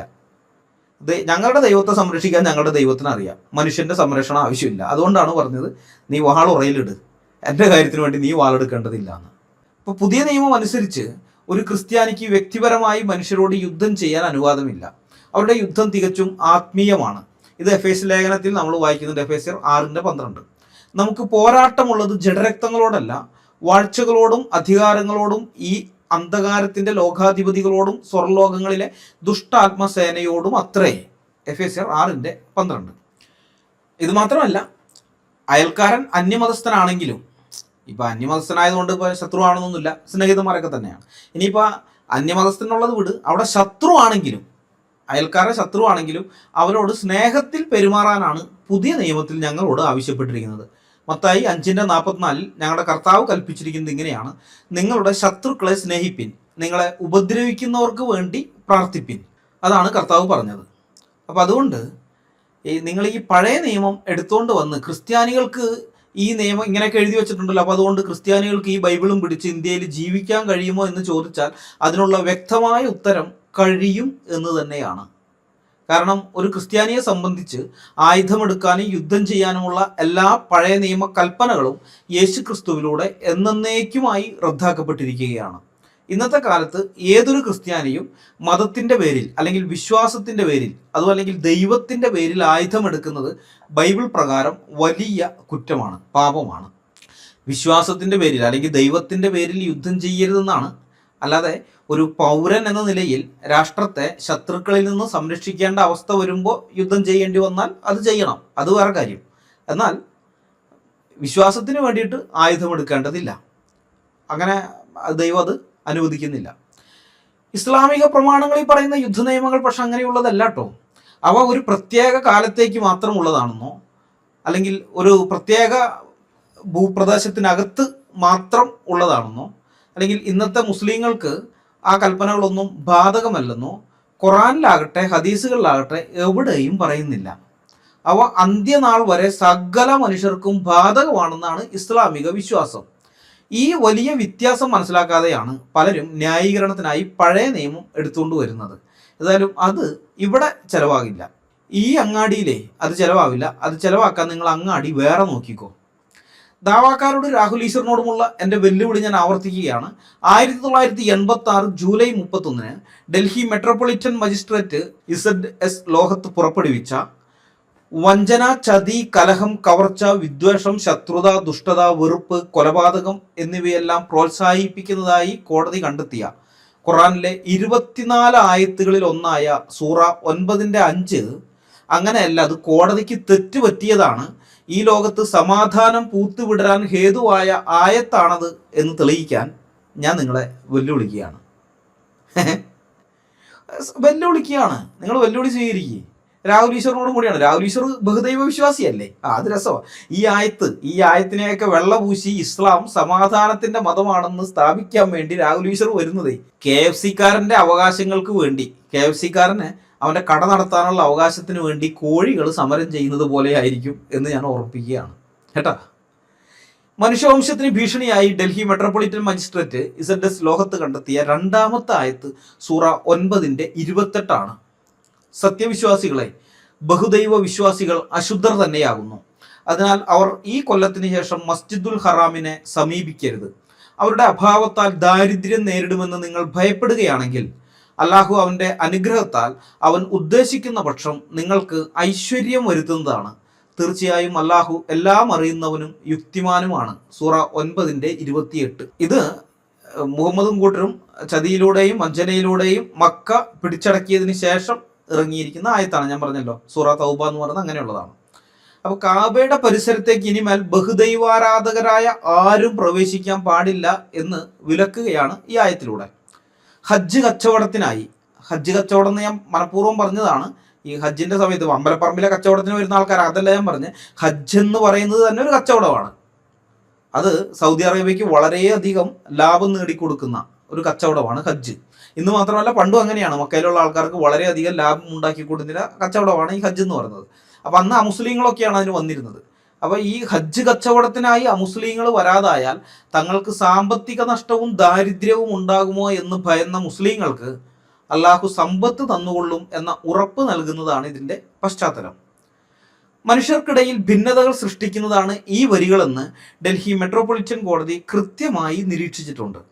മനുഷ്യനെ വിശ്വാസത്തിൻ്റെ പേരിൽ രണ്ടായി തിരിക്കുകയും തങ്ങളുടെ വിശ്വാസത്തിൽ ഉൾപ്പെടാത്തവരെ അശുദ്ധർ അല്ലെങ്കിൽ നജസ് എന്ന് മുദ്രകുത്തുകയും ചെയ്യുന്ന മനുഷ്യത്വ വിരുദ്ധമായ ആയത്താണിത്. ഇന്ത്യയിൽ ഒരു കാലത്ത് നിലനിന്നിരുന്ന തൊട്ടുകൂടായ്മയേക്കാൾ ഭീകരമായ ആത്മീയ അയിത്തമാണിത്. ബഹുദൈവ വിശ്വാസികളെ അശുദ്ധരായി കാണാൻ ഇസ്ലാം മതം പഠിപ്പിക്കുമ്പോൾ സ്വാഭാവികമായും അത് മുസ്ലിങ്ങളിൽ ഒരുതരം സുപ്പീരിയോറിറ്റി കോംപ്ലക്സും അന്യമതസ്ഥരോട് വെറുപ്പും സൃഷ്ടിക്കുമെന്ന് കോടതി വിലയിരുത്തിയിട്ടുണ്ട്. ഒരു സമൂഹത്തിൽ വിവേചനവും മാറ്റി നിർത്തലും ഒരു പ്രത്യേക മതവിഭാഗത്തെ അധിക്ഷേപിക്കുന്ന തരത്തിലുള്ള പരാമർശങ്ങളും നടത്തുമ്പോൾ ഇന്ത്യൻ ശിക്ഷാ നിയമത്തിലെ ഏതൊക്കെ വകുപ്പുകളാണ് പ്രധാനമായും പ്രസക്തമാകുന്നത് എന്നുള്ളത് നമുക്ക് നോക്കാം. ഒരു വിഭാഗം മനുഷ്യരെ ജന്മത്തിൻ്റെയോ വിശ്വാസത്തിൻ്റെയോ പേരിൽ അശുദ്ധർ എന്ന് മുദ്ര കുത്തുന്നത് ഇന്ത്യൻ ഭരണഘടനയുടെ 17-ാം അനുച്ഛേദം വഴി ആർട്ടിക്കിൾ 17 വഴി നിരോധിച്ചിട്ടുള്ളതാണ്. ആർട്ടിക്കിൾ 17 പ്രകാരം അയിത്തം ഏത് രൂപത്തിൽ ആചരിക്കുന്നതും കുറ്റകരമാണ്. ഒരു ഇന്ത്യൻ പൗരന്റെ മൗലിക അവകാശങ്ങളിൽ ഉൾപ്പെടുന്ന ഈ നിയമം ജാതിയുടെയോ മതത്തിൻ്റെയോ മറ്റ് ഏത് കാരണങ്ങളുടെയോ പേരിൽ വ്യക്തികൾ തമ്മിലുള്ള വിവേചനം തടയുന്ന ഒന്നാണ്. വിദ്വേഷം വളർത്തുന്നതിനും സമൂഹത്തിൽ ചേരിതിരിവ് ഉണ്ടാക്കുന്നതിനും കാരണമാകുന്ന ഇത്തരം പരാമർശങ്ങൾ പരസ്യമായി പ്രചരിപ്പിക്കുന്നത് IPC 153A, അതായത് മതം, വംശം എന്നിവയുടെ പേരിൽ വിവിധ വിഭാഗങ്ങൾക്കിടയിൽ ശത്രുത വളർത്തുന്നത്. അപ്പോൾ 153A പ്രകാരം കടുത്ത കുറ്റമാണ്. രണ്ടാമത്തത് മതവികാരം വ്രണപ്പെടുത്തലും മനഃപൂർവ്വമുള്ള അധിക്ഷേപവും. IPC 295A നമ്മൾ മുമ്പേ നോക്കിയതാണ്. ഏതെങ്കിലും ഒരു പ്രത്യേക ജനവിഭാഗത്തിന്റെ അന്തസ്സിനെയോ അവരുടെ വിശ്വാസങ്ങളെയോ ബോധപൂർവം തരം താഴ്ത്തി കാണിക്കുകയും അപമാനിക്കുകയും ചെയ്യുക. ഇവിടെ അമുസ്ലിങ്ങളെ അശുദ്ധർ എന്ന് വിളിക്കുന്നത്, മുസ്ലിങ്ങളെ എന്നുള്ളതിനേക്കാൾ ഉപരി ബഹുദൈവ വിശ്വാസികളെ അശുദ്ധർ എന്ന് വിളിക്കുന്നത് ആ വിഭാഗത്തിൽപ്പെട്ട മനുഷ്യരുടെ അന്തസ്സിനെ ചോദ്യം ചെയ്യുന്നതും അവരുടെ മതവികാരത്തെ കടുത്ത രീതിയിൽ വ്രണപ്പെടുത്തുന്നതുമാണ്. ഇത് IPC 295 പ്രകാരം ശിക്ഷാർഹമായ കുറ്റമാണ്. ശിക്ഷയെക്കുറിച്ച് ഞാൻ മുമ്പേ പറഞ്ഞു, അതുകൊണ്ട് ഞാനിപ്പോൾ ആവർത്തിക്കുന്നില്ല. മൂന്നാമത്തത് പൊതുസ്ഥലങ്ങളിലോ ആരാധനാലയങ്ങളിലോ പ്രവേശനം നിഷേധിക്കൽ. ഇത് സിവിൽ റൈറ്റ്സ് പ്രൊട്ടക്ഷൻ ആക്ട്സ് 1955 1955 പാസ്സാക്കിയതാണ്. അതിൻ്റെയും അതുപോലെ IPC 505ൻ്റെയും ലംഘനമാണ്. അതായത് ഈ ഇന്ത്യൻ നിയമപ്രകാരം ജാതിയുടെയോ മതത്തിൻ്റെയോ പേരിൽ ഒരാൾക്ക് പൊതു ഇടങ്ങളിലോ നിയമപരമായി പ്രവേശനമുള്ള സ്ഥലങ്ങളിലോ വിലക്കേർപ്പെടുത്താൻ ആർക്കും അവകാശമില്ല. അതായത് ഒരു നിശ്ചിത ഭൂപ്രദേശത്തോ ആരാധനാലയത്തിൻ്റെ ഇത്ര മീറ്റർ ചുറ്റളവ് എന്ന് പറഞ്ഞൊരു പരിധി വെച്ചിട്ട് ആ പരിധിയിലോ ഒരു പ്രത്യേക മതസ്ഥർ പ്രവേശിക്കരുത് എന്ന് ആഹ്വാനം ചെയ്യുന്നത് പൗരാവകാശ ലംഘനമാണ്. ഇന്ത്യയിൽ ഇത് സിവിൽ റൈറ്റ്സ് പ്രൊട്ടക്ഷൻ ആക്ടിൻ്റെയും അതുപോലെ ജനങ്ങൾക്കിടയിൽ ഭിന്നതയുണ്ടാക്കാൻ പ്രസ്താവനകൾ ഇറക്കുന്നതിനെതിരെയും IPC 505ൻ്റെ 2ാം ഉപവകുപ്പ് അത് പ്രകാരം ശിക്ഷാർഹമായിട്ടുള്ള കുറ്റമാണ്, അതിൻ്റെ പരിധിയിലാണ് വരുന്നത്. അപ്പോൾ ഈ ഇന്ത്യൻ കോടതികൾ ഇത്തരം കേസുകൾ കൈകാര്യം ചെയ്യുമ്പോൾ രണ്ട് കാര്യങ്ങൾ എപ്പോഴും വ്യക്തമാക്കാറുണ്ട്. അതായത് ചരിത്രപരമായ മതഗ്രന്ഥങ്ങളിൽ എഴുതി വച്ചിരിക്കുന്ന വരികൾ പുരാതനമായ ഒരു പശ്ചാത്തലത്തിലുള്ളതാണ്. അന്ന് എന്തൊക്കെ നടന്നു അത് നടന്നു കഴിഞ്ഞതാണ്. നമ്മൾ അതിനെപ്പറ്റി ഒന്നും ഇത് ചെയ്യണ്ട. ആ പുസ്തകത്തിലുള്ള കാര്യം നമ്മളൊന്നും തിരുത്താനൊന്നും പോണ്ടത് അങ്ങനെ തന്നെ ഇരിക്കട്ടെ, അവിടെ തന്നെ ഇരിക്കട്ടെ.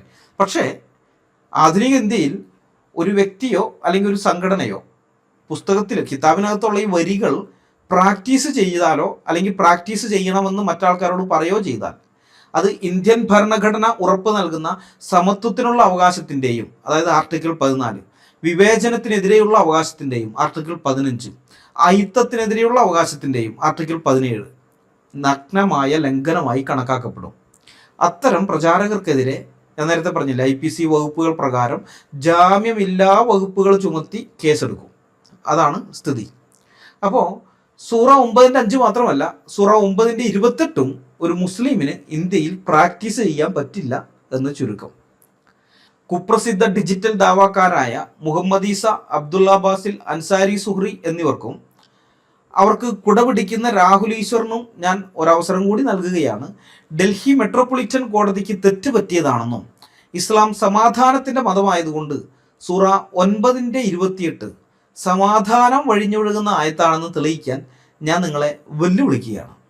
ആംബിയർ ഉണ്ടെങ്കിൽ ഈ വെല്ലുവിളി ഏറ്റെടുത്തുകൊണ്ട് നിങ്ങളത് തെളിയിച്ച് കാണിക്കുക. നിങ്ങൾ തെളിയിച്ച് കാണിക്കുക. എന്നിട്ട് ഈ ഡൽഹി മെട്രോപൊളിറ്റൻ കോടതി ജഡ്ജി ZS ലോഹത്തിന് 1986 ജൂലൈ 30 നടത്തിയ ആ കോടതി വിധി അത് തെറ്റുപറ്റിയതാണ്, തെറ്റിൻ്റെ അടിസ്ഥാനത്തിൽ വന്ന കോടതി വിധിയാണ് നിങ്ങൾ സ്ഥാപിക്കുക. ഞാൻ നിങ്ങളെ വെല്ലുവിളിക്കണം. അനിൽകുമാർ അയ്യപ്പൻ എന്ന ഞാൻ നിങ്ങളെല്ലാം വെല്ലുവിളിക്കുകയാണ്. രാഹുൽ ഈശ്വറിനെ പ്രത്യേകിച്ച് വെല്ലുവിളിക്കുകയാണ്. രാഹുൽ ഈശ്വർ ഒരു ബഹുദൈവ വിശ്വാസിയല്ലേ?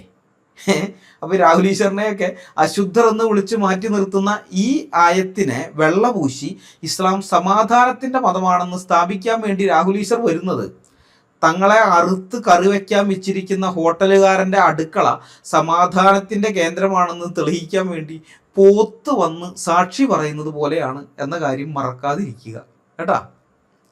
ഇനി മനുഷ്യവർഗത്തിൻ്റെ സമാധാന ജീവിതത്തിന് ഭീഷണിയായി ഡൽഹി മെട്രോപൊളിറ്റൻ കോടതി കണ്ടെത്തിയ അടുത്ത ആയത്ത് സൂറ 9-123 9-123.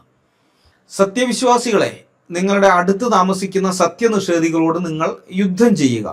അവർ നിങ്ങളിൽ രൂക്ഷത കണ്ടെത്തണം. അല്ലാഹു സൂക്ഷ്മത പാലിക്കുന്നവരോടൊപ്പമാണെന്ന് നിങ്ങൾ മനസ്സിലാക്കുകയും ചെയ്യുക. ഇസ്ലാമിക സാമ്രാജ്യത്തിൻ്റെ അതിർത്തികൾ വികസിപ്പിക്കുന്നതുമായി ബന്ധപ്പെട്ട് ഇറങ്ങിയ ആയത്താണിത്. മുസ്ലിങ്ങൾ തങ്ങളുടെ തൊട്ടടുത്ത് താമസിക്കുന്ന അമുസ്ലിങ്ങളായ അയൽക്കാരോട് യുദ്ധം ചെയ്യാനും അവരോട് യാതൊരു ദയയും കാണിക്കാതെ അങ്ങേയറ്റം കാഠിന്യത്തോടെയും രൂക്ഷതയോടെയും പെരുമാറാനും കൽപ്പിക്കുകയാണ് ഈ ആയത്തിലുള്ളത്. ആ കൽപ്പനയാണുള്ളത്. ഈ ആയത്തിൻ്റെ ഭീകരത എത്രത്തോളമാണെന്ന് പോപ്പിന് പോലും പിടികിട്ടിയിട്ടില്ല. ഇവർക്ക് പോപ്പ് വലിയ കാര്യമാണല്ലോ. ഞാൻ വിചാരിച്ച് കത്തോലിക്കർക്ക് മാത്രമാണ് പോപ്പ് വലിയ കാര്യം എന്നാണ്. ഇപ്പം ഈ സംവാദം കഴിഞ്ഞപ്പോഴാണ് മനസ്സിലായത് ഈ ദാവാക്കാർക്കും മുസ്ലിങ്ങൾക്കും, ദാവാക്കാർക്ക് മാത്രമല്ല മുസ്ലിങ്ങൾക്ക് പോപ്പ് വലിയ കാര്യമാണ്, രാഹുൽ ഈശ്വറിനും അതെ പോപ്പ് വലിയ കാര്യമാണ്. അതുകൊണ്ടാണ് പോപ്പ് പറഞ്ഞു എന്നും പറഞ്ഞേക്ക് ഇവർ എടുത്തുകൊണ്ട് ഓരോന്നൊക്കെ എടുത്തുകൊണ്ട് വരുന്നത്. പോപ്പ് വലിയ കാര്യമുണ്ട്. അപ്പോൾ ഏതായാലും ആ പോപ്പിന് പോലും പിടികിട്ടിയിട്ടില്ല ഈ ആയത്തിൻ്റെ ഭീകരത എന്താണെന്ന്. അതുകൊണ്ടാണ് വലിഞ്ഞു കയറി അഭയാർത്ഥികളായി വരുന്ന മുസ്ലിങ്ങൾക്ക് സ്വന്തം വീട് താമസിക്കാനായി വിട്ടുകൊടുക്കണമെന്ന് പോപ്പ് യൂറോപ്പിലുള്ളവരോട് ആവശ്യപ്പെട്ടത്. കുറേ മണ്ടൻ കത്തോലിക്കർ ഈ പോപ്പ് പറഞ്ഞത് അങ്ങനെ തന്നെ അനുസരിക്കുകയും ചെയ്തു. അതിൻ്റെ അനന്തരഫലം ഇപ്പം അവർ അനുഭവിച്ചുകൊണ്ടിരിക്കുകയാണ്. വീട്ടിൽ താമസിക്കാൻ അനുവാദം കൊടുത്തവരോട് അഭയാർത്ഥികൾ ഇപ്പം പറയുന്നതേ ഞങ്ങളിവിടെ താമസിക്കുകയും നിസ്കരിക്കുകയും ചെയ്തതുകൊണ്ട് ഇത് ഞങ്ങളുടെ വീടായി മാറിയെന്ന്. വഖഫ്, ഞങ്ങളിത് വഖഫ് ചെയ്തിരിക്കുകയാണ്, ഇത് ഞങ്ങളുടെ വീടായി മാറി, നിങ്ങൾ ഇവിടെ നിന്ന് ഇറങ്ങിപ്പോകണം എന്നാണ് പറയുന്നത്. ഒരു സംഭവം രണ്ട് സംഭവം എന്നല്ല, ഇഷ്ടം പോലെയുണ്ട്. എന്നിട്ട് ഇത് എക്സിലൊക്കെ ഇട്ടിട്ട് കരയാണ് ഇവർ, ഈ വീട്ടിലെ ഉടമസ്ഥന്മാരെ. ഞങ്ങൾ ഇവർക്ക് അഭയം കൊടുത്ത് ഇവരോട് മനുഷ്യത്വത്തോടെ പെരുമാറി, എന്നിട്ട് ഇപ്പം ഞങ്ങളോട് ഇറങ്ങിപ്പോകാൻ പറയുകയാണെന്നൊക്കെ പറഞ്ഞ് എക്സിലിട്ടിട്ട് കരയാണ്. മാത്രമല്ല ഇറങ്ങിപ്പോകാൻ തയ്യാറല്ലാത്ത ആൾക്കാരെ കത്തിയെടുത്ത് കുത്താൻ പോകുന്നു. അതിൻ്റെ വീഡിയോ ഒക്കെ ഉണ്ട്, കത്തിയെടുത്ത് കുത്തുകയും മറ്റും ചെയ്യുന്ന. അത് എക്സിൽ കിടപ്പുണ്ട് വീഡിയോകൾ. നമ്മളത് ഇതിനകത്ത് ഇട്ട് കഴിഞ്ഞാൽ, യൂട്യൂബിൽ ഇട്ട് കഴിഞ്ഞാൽ അപ്പം തന്നെ സ്ട്രൈക്ക് കിട്ടും, ചാനലിൽ സ്ട്രൈക്ക് കിട്ടും. അപ്പോൾ അതുകൊണ്ടാണ് ഞാൻ ഇടാത്തത്. മാത്രമല്ല ഇങ്ങനെ അഭയം കിട്ടി താമസിക്കാൻ തുടങ്ങിയവർ ഈ ആയത്ത് അക്ഷരം പ്രതി അനുസരിച്ചുകൊണ്ട് തങ്ങൾ താമസിക്കുന്നതിൻ്റെ അയൽപക്കത്തുള്ള ആൾക്കാരോട് രൂക്ഷമായിട്ടാണ് ഇടപെടുന്നത്. അവിടെയുള്ള കുട്ടികളോട്, സ്ത്രീകളോടൊക്കെ, പുരുഷന്മാരോട് എല്ലാവരോടും വളരെ രൂക്ഷമായിട്ട്. അതിനു മുമ്പ് അവരൊക്കെ നല്ല സ്നേഹത്തോടെ അയൽപക്കത്തുകാരായിട്ട് ജീവിച്ചു വന്നവരാണ് ഇവർ. കത്തോലിക്കരാകട്ടെ പ്രൊട്ടസ്റ്റന്റുകാരാകട്ടെ ഇവരൊക്കെ നല്ല സ്നേഹത്തോടെ ജീവിച്ചു വന്നവരാണ്. പോപ്പ് പറഞ്ഞത് കേട്ടിട്ട് ഈ മണ്ടന്മാർ ഇവരെയൊക്കെ വിളിച്ച് വീട്ടിൽ കയറ്റി താമസിപ്പിച്ചു. അപ്പോൾ താമസിപ്പിക്കാതിരുന്നവരും ഉണ്ട്. അങ്ങനെയുള്ളവരെ നേരെ ഇവർ ഈ ആയത്തനുസരിച്ച് രൂക്ഷമായിട്ടാണ് ഇടപെടുന്നത്. പോപ്പും യൂറോപ്യൻ ഭരണാധികാരികളും കൂടി യൂറോപ്പിനെ നശിപ്പിച്ചുകൊണ്ടിരിക്കുകയാണ്. എനിക്കതിന് യാതൊരു വിഷമവും തോന്നുന്നില്ല കേട്ടോ. കാരണം ചരിത്രം അറിയാത്ത ജനത ഇതൊക്കെ അർഹിക്കുന്നതാണ് എന്നുള്ളതാണ് സത്യം. ഇവരെ ഇതൊന്നും മനസ്സിലാക്കിയിട്ടില്ല ഇതെന്താണെന്നുള്ളത്. ഒരു കാലത്ത് ഈ അറേബ്യൻ ഭൂപ്രദേശത്ത് നിന്ന്, മക്കയിൽ നിന്നും മദീനയിൽ നിന്നുമൊക്കെ സൈന്യം യൂറോപ്പിനെ കീഴടക്കാൻ വേണ്ടി യൂറോപ്പിലേക്ക് പോയിട്ടുണ്ട്. അന്ന് യൂറോപ്പിൻ്റെ നല്ലൊരു ഭാഗവും ഇവരുടെ കയ്യിൽ വന്നിട്ടുമുണ്ട്. വളരെ കഷ്ടപ്പെട്ടിട്ടാണ് ഇവരുടെയൊക്കെ പൂർവികരവന്മാരെ തുരത്തി തിരിച്ചു ഓടിച്ചത്. കുരിശ് യുദ്ധമൊക്കെ അതിൻ്റെ പശ്ചാത്തലത്തിൽ വരുന്നതാണ്. ധാരാളം പേരുടെ ജീവൻ നഷ്ടപ്പെട്ടിട്ടുണ്ട്, കയ്യും കാലും പോയിട്ടുണ്ട്. ഈ എന്തൊക്കെ സംഭവിച്ചിട്ടുണ്ട്. അതായത് നല്ല വില കൊടുത്തിട്ടാണ് ഇവരെയൊക്കെ ഇവിടെ നിന്ന് പുറത്താക്കിയിട്ട് യൂറോപ്പ് ഇവർ തിരിച്ചു പിടിച്ചത്. എന്നിട്ട് അവരുടെ കൊച്ചുമക്കള് വിളിച്ചു കയറ്റണം, വാ വാ വാ വാ പോരേന്നും പറഞ്ഞിട്ട്. ആ വിളിച്ചു കയറ്റാൻ വേണ്ടി വേറെ ഒരു ചങ്ങാതി വത്തിക്കാനിലിരിപ്പുണ്ട്. വരുന്നവരെയൊക്കെ വിളിച്ച് വീട്ടിൽ കയറ്റുന്നു പറയാൻ. ഇതാണ് പറഞ്ഞത്, ചരിത്രം അറിയാത്ത ജനത. ആ ചരിത്രം അറിയാത്തവരുടെ അടുത്ത് എപ്പോഴും ചരിത്രം ആവർത്തിക്കപ്പെടും. അതുകൊണ്ട് ഇവരിതൊക്കെ അർഹിക്കുന്നതാണ്. എനിക്ക് അത്തരം വീഡിയോകൾ കാണുമ്പോൾ സത്യം പറഞ്ഞാൽ എനിക്ക് തന്നെ തോന്നുന്നു ഞാൻ ഒരു സൈക്കോ ആയി മാറിയോന്ന്. ഇതൊക്കെ കാണുമ്പോൾ എനിക്ക് ചിരിയാ പറയാം, ഞാൻ പൊട്ടിച്ചിരിക്കും ഇത് കാണുമ്പോൾ. എനിക്കങ്ങനെ തോന്നുന്നു ഇത് ഞാൻ സൈക്കോ ആയി മാറും. അതുപോലെയാണ്. കാരണം അത്രയും കലിപ്പുണ്ട്. ഇത് തെറ്റാണ്, ഇത് ശരിയല്ല എന്ന് പറഞ്ഞ ആൾക്കാരുണ്ട്. ഞങ്ങളെ പോലെയുള്ള അപ്പോളജിസ്റ്റുകൾ അവിടെ ആ സമയത്ത് ഇവരെ എടുക്കുമ്പോൾ 2015 സമയത്തൊക്കെ അന്ന് അങ്ങനെ പറഞ്ഞവരെയൊക്കെ ഇവർ റേസിസ്റ്റുകളായിട്ട് മുദ്ര കുത്തിയവരാണ്. ഈ ടീമുകളെ, ഈ ലിബറലിസം പറയുന്ന ഈ ടീംസ് ഉണ്ടല്ലോ, ഇവർ നിങ്ങളൊക്കെ റേസിസ്റ്റുകളാണ്, നിങ്ങൾക്ക് മനുഷ്യത്വമില്ല, ഒരു മനുഷ്യനായി കാണാൻ പറ്റുന്നില്ല. അവർ കഷ്ടപ്പെട്ട് അഭയാർത്ഥികളായിട്ട് ഇത് ഇങ്ങോട്ട് വരികയാണ്, എന്നിട്ട് അവരെ സ്വീകരിക്കുമ്പോൾ നിങ്ങൾ തടയുന്നോ എന്നൊക്കെ ചോദിച്ചിട്ട് ഇവരെ കുറേ തെറി വിളിച്ചിട്ടുണ്ട് ഉമ്മാർ. അത് ഞാൻ കണ്ടിട്ടുണ്ട്. അങ്ങനെയുള്ള കുറേ ചർച്ചകളിൽ ഞാൻ ഇടപെടാൻ വെച്ചാൽ വായിക്കുകയുള്ളൂ, ഇംഗ്ലീഷിലൊക്കെയാണ്, അതുകൊണ്ട് ഞാൻ വായിക്കൽ മാത്രമേ ഉള്ളൂ. അന്ന് ബാക്കിയുള്ള അവന്മാരൊക്കെ കുറേ പേരുടെ അക്കൗണ്ട് പിന്നെ കാണുന്നില്ല. കാരണം ഈ റേസിസ്റ്റ് എന്നൊക്കെ ഉള്ള ഈ മുദ്ര കുത്തി കഴിഞ്ഞപ്പോൾ അവർക്ക് വിഷമമായിട്ട് അവർ നിർത്തിപ്പോയി. ആ പാവങ്ങൾ, അവരുടെയൊക്കെ കണ്ണീരാണ് ഇന്ന് ഇവർ കരയുന്നതിന് കാരണം. കരയട്ടെ, നന്നായിട്ട് കരയട്ടെ. ഏതായാലും നമ്മുടെ വിഷയം അതല്ലാത്തതുകൊണ്ട് ഞാൻ വിടുകയാണ്. നമുക്ക് വിഷയത്തിലേക്ക് മടങ്ങി വരാം. അപ്പോൾ മുസ്ലിങ്ങളും ബാക്കിയുള്ള സമുദായങ്ങളും തമ്മിൽ ശത്രുത സൃഷ്ടിക്കുന്ന പുസ്തകമാണ് ഖുർആൻ എന്ന കോടതിയുടെ നിരീക്ഷണം എത്ര കൃത്യമാണെന്ന് സൂറ 9:123 തെളിയിക്കുന്നുണ്ട്. സമാധാനപരമായ സഹവർത്തിത്വമുണ്ടല്ലോ, ഈ പീസ്ഫുൾ കോ എക്സിസ്റ്റൻസ് എന്ന് പറയുന്നത്, ആ സംഗതി അതില്ലാതാക്കുകയാണ്. ഈ ആയത്ത് ആ സമാധാനപരമായ സഹവർത്തിത്വത്തെ എന്നേക്കുമായിട്ട് ഇല്ലാതാക്കുകയാണ്, പൂർണ്ണമായിട്ട് തകർക്കുകയാണ്. സ്വന്തം അയൽക്കാരൻ മുസ്ലിം അല്ലെങ്കിൽ ഒരു അമുസ്ലിം ആണെങ്കിൽ അവനോട് സ്നേഹത്തിലല്ല, മറിച്ച് യുദ്ധം ചെയ്യാനും അവനോട് അതിക്രൂരമായി പെരുമാറാനുമാണ് ഈ മതം, ഇസ്ലാം മതം പഠിപ്പിക്കുന്നത്. അയൽക്കാരോട് പോലും കരുണ കാണിക്കാതെ രൂക്ഷതയോടെ, ക്രൂരതയോടെ, കഠിനതയോടെ പെരുമാറാൻ പറയുന്ന ഈ ആയത്തുകൾ ഖുർആനിൽ ഉള്ളിടത്തോളം കാലം ഒരു ബഹുസ്വര സമൂഹത്തിൽ എങ്ങനെയാണ് വർഗീയ കലാപങ്ങൾ ഇല്ലാതിരിക്കുക എന്ന ഡൽഹി മെട്രോപൊളിറ്റൻ കോടതിയിൽ വെച്ചുള്ള ആ പ്രതികളുടെ ചോദ്യം തികച്ചും പ്രസക്തമാണ്. ഇത് ഒരു കാര്യം ഞാൻ പറയാൻ വിട്ടുപോയി. കഴിഞ്ഞ വീഡിയോ വന്നു കഴിഞ്ഞപ്പോൾ ചില ആൾക്കാർ ചോദിച്ചത്, ഈ ഖുറാനിലെ ഈ ആയത്തുകളൊക്കെ നിരോധിക്കണം എന്ന് പറഞ്ഞ് കോടതി ചെന്ന ആൾക്കാർക്ക് കോടതി ഫൈൻ അടച്ചു വിട്ടു എന്ന് രാഹുൽ ഈശ്വർ പറയുന്നുണ്ടല്ലോ. അപ്പോൾ അത് വെച്ചിട്ടാണ് ചോദിക്കുന്നത്, ഫൈൻ അടപ്പിച്ചിട്ടുണ്ടല്ലോ. അപ്പോൾ അങ്ങനെ ഇരിക്കുക എങ്ങനെയാണ് ഡൽഹി മെട്രോപൊളിറ്റൻ കോടതി പണ്ട് ഇങ്ങനെ ഒരു വിധി പുറപ്പെടുവിക്കുക എന്നുള്ളതാണ്. കാരണം ഈ ആൾക്കാർ 24 ആയത്ത് നിരോധിക്കണം എന്ന് പറഞ്ഞ് ഒരു കോടതി ചെന്ന് കഴിഞ്ഞാൽ ഇവർക്ക് ഇതുപോലെ ഫൈൻ അടച്ചല്ലേ വിടേണ്ടത് എന്നാണ് ചോദ്യം. ഇത് പുറമേ നിന്നുള്ളവരെന്നല്ല, ക്രിസ്ത്യാനികളായിരിക്കുന്നവർ തന്നെയാണ് ഈ ചോദ്യം ചോദിക്കുന്നത്. അവർക്ക് ഇതിൻ്റെ വസ്തുത ശരിക്കും മനസ്സിലായിട്ടില്ല, അതുകൊണ്ടാണ് ഇങ്ങനെ ചോദ്യം ചോദിക്കുന്നത്. അതും കൂടി ഞാനിപ്പോൾ ആൻസർ ചെയ്യാം. അതായത് കോടതി ഫൈൻ അടച്ചത് ആർക്കെതിരെയാണെന്നറിയോ? വാദികളായിട്ട് ചെന്നവർക്കെതിരെയാണ്. അതായത് ഈ ആയത്തുകൾ സമൂഹത്തിന് ഭീഷണിയാണ്, ഇത് നിരോധിക്കണം എന്ന് പറഞ്ഞുകൊണ്ട് കോടതി ചെന്നവർക്കെതിരെയാണ് ഇങ്ങനെയുള്ള ഫൈൻ അടപ്പിച്ചിരിക്കുന്നത്. അവരെ കൊണ്ടാണ് ഫൈൻ അടപ്പിച്ചിരിക്കുന്നത്. എന്നാൽ ഞാൻ പറഞ്ഞ കേസ് 1986 കേസ്, ഇവർ വാദികളല്ല, പ്രതികളാണ്. ഇവർ കോടതിയിൽ പോയിട്ടല്ല ഇത് പറഞ്ഞത്. ഈ 24 ആയത്തുകൾ മനുഷ്യരാശിക്ക് തന്നെ ഭീഷണിയാണ് എന്ന് പറഞ്ഞുകൊണ്ട് ഇവർ പോസ്റ്റർ ഇറക്കുകയാണ് ചെയ്തത്, പോസ്റ്റർ ഒട്ടിച്ചത്. അപ്പോൾ അങ്ങനെ വന്നു കഴിഞ്ഞപ്പോൾ പിന്നെ കലാപം ഉണ്ടായി. കലാപത്തിന്റെ അനന്തരഫലമായിട്ട് പോലീസ് ഇവരുടെ പേരിൽ കേസ് എടുത്തിട്ട് ഇവരെ കോടതിയിൽ കൊണ്ടുവരികയാണ്. ഇവർ പ്രതികളാണ്, വാദികളല്ല. അപ്പോൾ പ്രതികൾ എന്നുള്ള നിലയിൽ അവിടെ എത്തിക്കഴിഞ്ഞപ്പോൾ അവരുടെ ഭാഗം വാദിച്ചതാണിത്. ഈ 24 ആയത്തുകൾക്ക് ഇങ്ങനെ പ്രശ്നങ്ങൾ ഉണ്ടെന്നും പറഞ്ഞ് അവർ വാദിച്ചിട്ട് കോടതി പരിശോധിച്ച് നോക്കിയിട്ട് അത് ശരിയാണ്, ഇവരുടെ വാദം ശരി തന്നെയാണ് എന്ന് പറഞ്ഞ് വിധി പുറപ്പെടുവിക്കുകയാണ് ചെയ്തത്. മനസ്സിലായ വ്യത്യാസം? ഇവർ പ്രതികളാണ്, വാദികളല്ല. അതുകൊണ്ട് പിന്നീട് വന്ന കേസുമായിട്ട് ഇതിനെ കൂട്ടിക്കുഴയ്ക്കരുത്. ഓക്കെ. അപ്പോൾ ഒരു ബഹുസ്വര സമൂഹത്തിൽ അയൽപക്കങ്ങൾക്കിടയിലും വിഭിന്ന സമുദായങ്ങൾക്കിടയിലും സമാധാനപരമായ സഹവർത്തിത്വം തകർക്കുന്നതിനും സായുധ അക്രമങ്ങൾക്കും പ്രേരിപ്പിക്കുന്ന ഇത്തരം ഖുർആൻ ആയത്തുകൾ പ്രചരിപ്പിക്കുന്നത് കടുത്ത നിയമലംഘനങ്ങൾക്ക് കാരണമാകും. ഏതൊക്കെ നിയമങ്ങളാണ് ലംഘിക്കുന്നതെന്ന് നമുക്കൊന്ന് വിശകലനം ചെയ്യാം. 1. സമുദായങ്ങൾക്കിടയിൽ ആഭ്യന്തര യുദ്ധത്തിനും അക്രമത്തിനും പ്രേരിപ്പിക്കൽ. IPC 153A-യും 153B-യും. നേരത്തെ ഞാൻ പറഞ്ഞാണ്, ബി പറയാം. അതായത് ആ വകുപ്പ് എന്ന് പറഞ്ഞാൽ ദേശീയോദ്ഗ്രഥനത്തിന് ഹാനികരമായ പ്രസ്താവനകൾ, നാഷണൽ ഇന്റഗ്രേഷന് ഹാനികരമായ പ്രസ്താവനകൾ നടത്തുന്നതും പ്രചരിപ്പിക്കുന്നതും ക്രിമിനൽ കുറ്റമാക്കുന്ന നിയമമാണിത്. മതം, ഭാഷ, പ്രാദേശികം, അതുപോലെ ജാതി, ഇങ്ങനെയൊക്കെയുള്ള രീതിയിൽ വ്യത്യസ്ത ജനവിഭാഗങ്ങൾക്കിടയിൽ വിദ്വേഷവും ശത്രുതയും വളർത്തുന്ന പ്രവൃത്തികൾ തടയുകയാണ് ഈ 153B എന്ന് പറയുന്ന വകുപ്പിന്റെ ലക്ഷ്യം. 2024 ജൂലൈ 1 മുതൽ നിലവിൽ വന്ന പുതിയ ഭാരതീയ ന്യായ സംഹിതയിൽ ഈ വകുപ്പ് സെക്ഷൻ 197 ആയിട്ടാണ് ഉൾപ്പെടുത്തിയിരിക്കുന്നത്. അതായത് ഈ IPCയിൽ നിന്ന് ഇപ്പം ഇതിലേക്ക് വരുന്ന സമയത്ത് നമ്പറുകൾ മാറിയിട്ടുണ്ട്. 153B ഉണ്ടായിരുന്നു, ഇപ്പോൾ 197 ആണ്. അങ്ങനെ നമ്പറുകളൊക്കെ മാറിയിട്ടുണ്ട്. പക്ഷേ ഉള്ളടക്കത്തിൽ വലിയ വ്യത്യാസമൊന്നുമില്ല, പഴയതൊക്കെ തന്നെയാണ്. അതായത് തോമസ് ബാബിൻടൺ മക്കാളെ തന്നെയാണ് ഇപ്പോൾ ഉള്ളതിൻ്റെയും പിതാവ് എന്ന് പറയാം.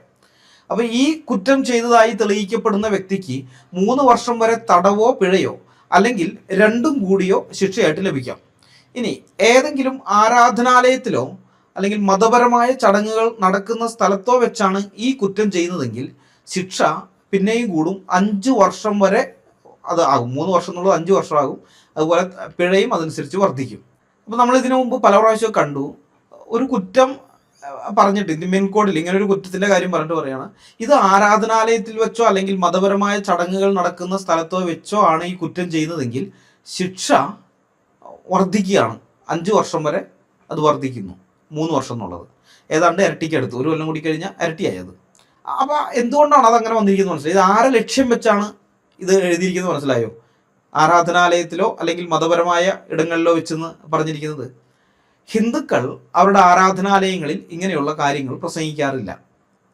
ക്രിസ്ത്യാനികൾ അവരുടെ പള്ളികളിലും ഇത്തരം കാര്യങ്ങൾ പ്രസംഗിക്കാറില്ല. സിഖുകാർ അവരുടെ ഗുരുദ്വാരകളിൽ മറ്റു മതവിഭാഗങ്ങൾക്കെതിരായിട്ട് ഇങ്ങനെയുള്ള പ്രസംഗം നടത്താറില്ല. അല്ലെങ്കിൽ ബുദ്ധമതക്കാർ അവരുടെ പഗോഡകളിൽ ഇങ്ങനെയുള്ളത് ചെയ്യാറില്ല. ബാക്കിയുള്ള ഒരു മതക്കാരും ചെയ്യുന്നില്ല.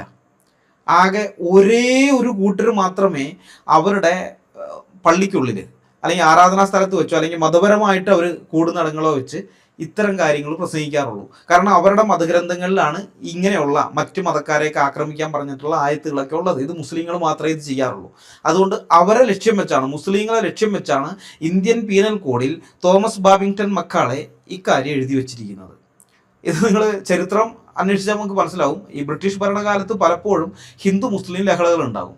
ഈ ലഹളകളെല്ലാം നമ്മൾ നോക്കിക്കഴിഞ്ഞാൽ ലഹളകൾ സ്റ്റാർട്ട് ചെയ്യുന്നത് മുസ്ലിങ്ങളാണ്. അവരാണ് അപ്രതീക്ഷിതമായിട്ട് ഹിന്ദുക്കളെ പോയിട്ട് ആക്രമിക്കുകയും മറ്റുമൊക്കെ ചെയ്യുന്നത്. അപ്പോൾ ഇത് എവിടെ നിന്നാണ് ഈ ലഹള വന്നത്? പിന്നെ അത് കഴിഞ്ഞിട്ട് ബ്രിട്ടീഷുകാരുടെ അന്വേഷണം മറ്റുമൊക്കെ ഉണ്ടാവും കേട്ടോ. ബ്രിട്ടീഷുകാർ ഈ ലഹളയൊക്കെ അടിച്ചമർത്തിയതിന് ശേഷം പിന്നെ അന്വേഷണ കമ്മീഷനെ വയ്ക്കും, ഇതൊക്കെ പോവും.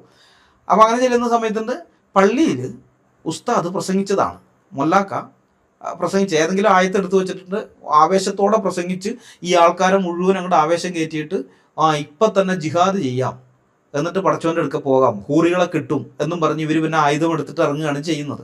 അപ്പോൾ ഇതങ്ങനെ തുടർക്കഥ ആയതുകൊണ്ടാണ് മെക്കാളെ ഇതിനകത്ത് ഇത് ആരാധനാലയത്തിനകത്ത് വെച്ചിട്ട് ഇത് ചെയ്യുകയാണെങ്കിൽ ഇരട്ടി ശിക്ഷ എന്ന് പറഞ്ഞാൽ, അതായത് ഇത് ഇവരെ പിരിയേറ്റി വിടുന്നവനുണ്ടല്ല, അവന് കൂടുതൽ ശിക്ഷ കിട്ടാൻ വേണ്ടിയിട്ടാണ് ഈ പരിപാടി ചെയ്തു വെച്ചിരിക്കുന്നത്. മതം, വംശം, ജനനസ്ഥലം, താമസം എന്നിവയുടെ അടിസ്ഥാനത്തിൽ ജനങ്ങൾക്കിടയിൽ ശത്രുതയും വിദ്വേഷവും വളർത്തുന്നത് ഇന്ത്യയിൽ കടുത്ത കുറ്റമാണ്. നിങ്ങളുടെ അയൽവക്കത്ത് താമസിക്കുന്നവരോട് യുദ്ധം ചെയ്യുക, അല്ലെങ്കിൽ അടുത്ത് താമസിക്കുന്നവരോട് യുദ്ധം ചെയ്യുക, അവരോട് രൂക്ഷത കാണിക്കുക എന്നൊക്കെയുള്ള ആഹ്വാനങ്ങൾ സമാധാനപരമായി ജീവിക്കുന്ന അയൽക്കാർക്കിടയിൽ വലിയ തോതിലുള്ള വർഗീയ കലാപങ്ങൾക്കും ചേരിതിരിവിനും കാരണമാകും.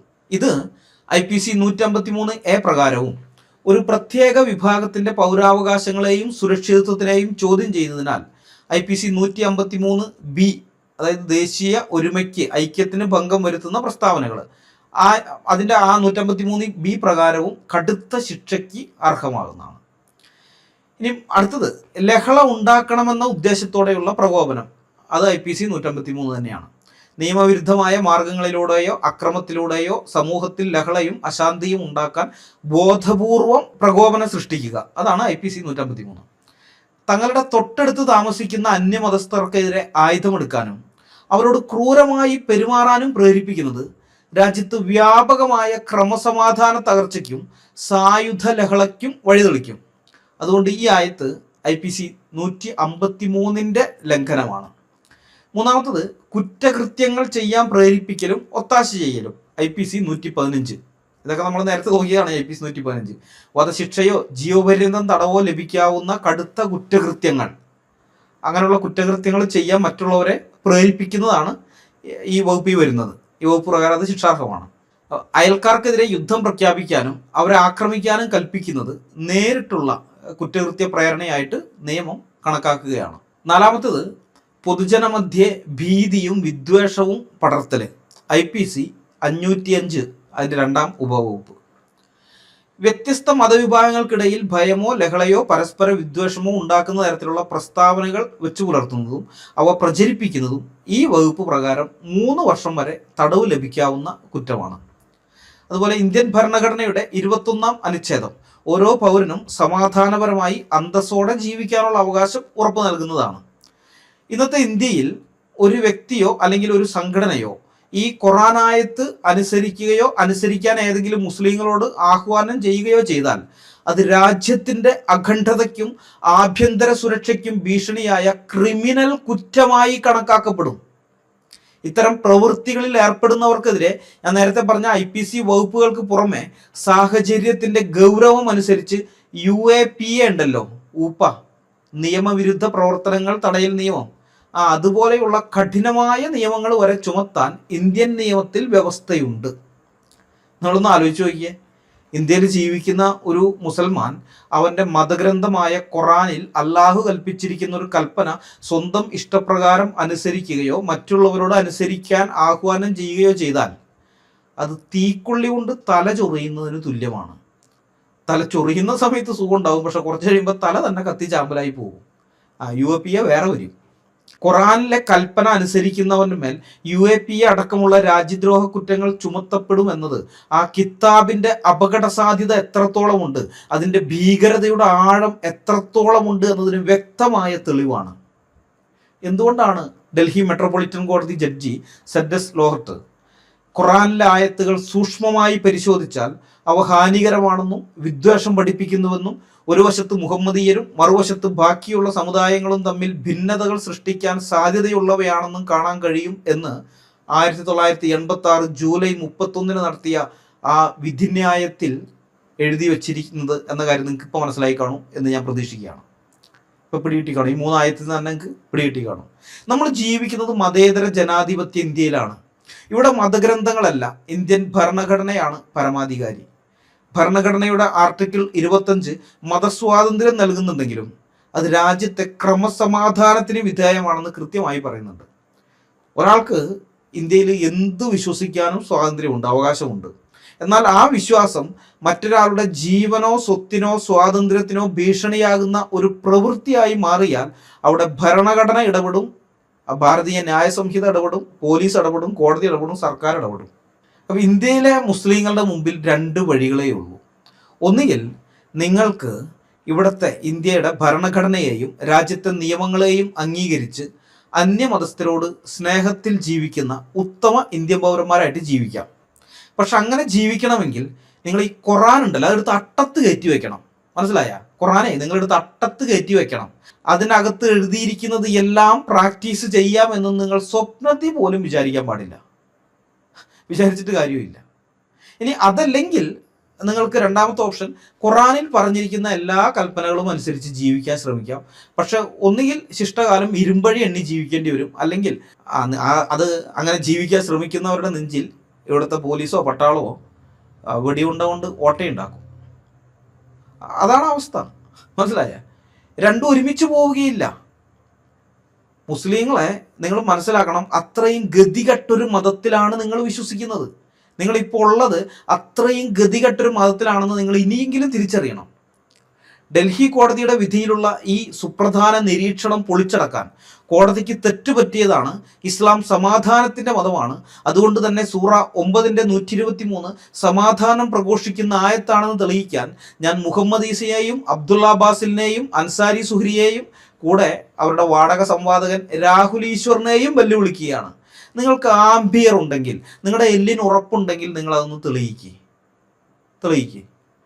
ഈ ദാവാക്കാർ തരുന്ന താൽക്കാലിക കയ്യടികൾക്ക് വേണ്ടി സ്വന്തം നിലനിൽപ്പിനെ തന്നെ ചോദ്യം ചെയ്യുന്ന, സ്വന്തം സമുദായത്തെയും അയൽക്കാരെയും ശത്രുക്കളായി പ്രഖ്യാപിക്കുന്ന ഈ ആയത്തിനെ സമാധാനത്തിന്റെ വചനമെന്ന് ബഹുദൈവ വിശ്വാസിയായ രാഹുൽ ഈശ്വർ വന്ന് സർട്ടിഫിക്കറ്റ് നൽകി ന്യായീകരിക്കുകയാണെങ്കിൽ താൻ തിന്നുന്ന തീറ്റ തനിക്ക് തന്നെ വിനയാകുന്നു എന്ന അവസ്ഥയാണ് ഉണ്ടാകാൻ പോകുന്നത്.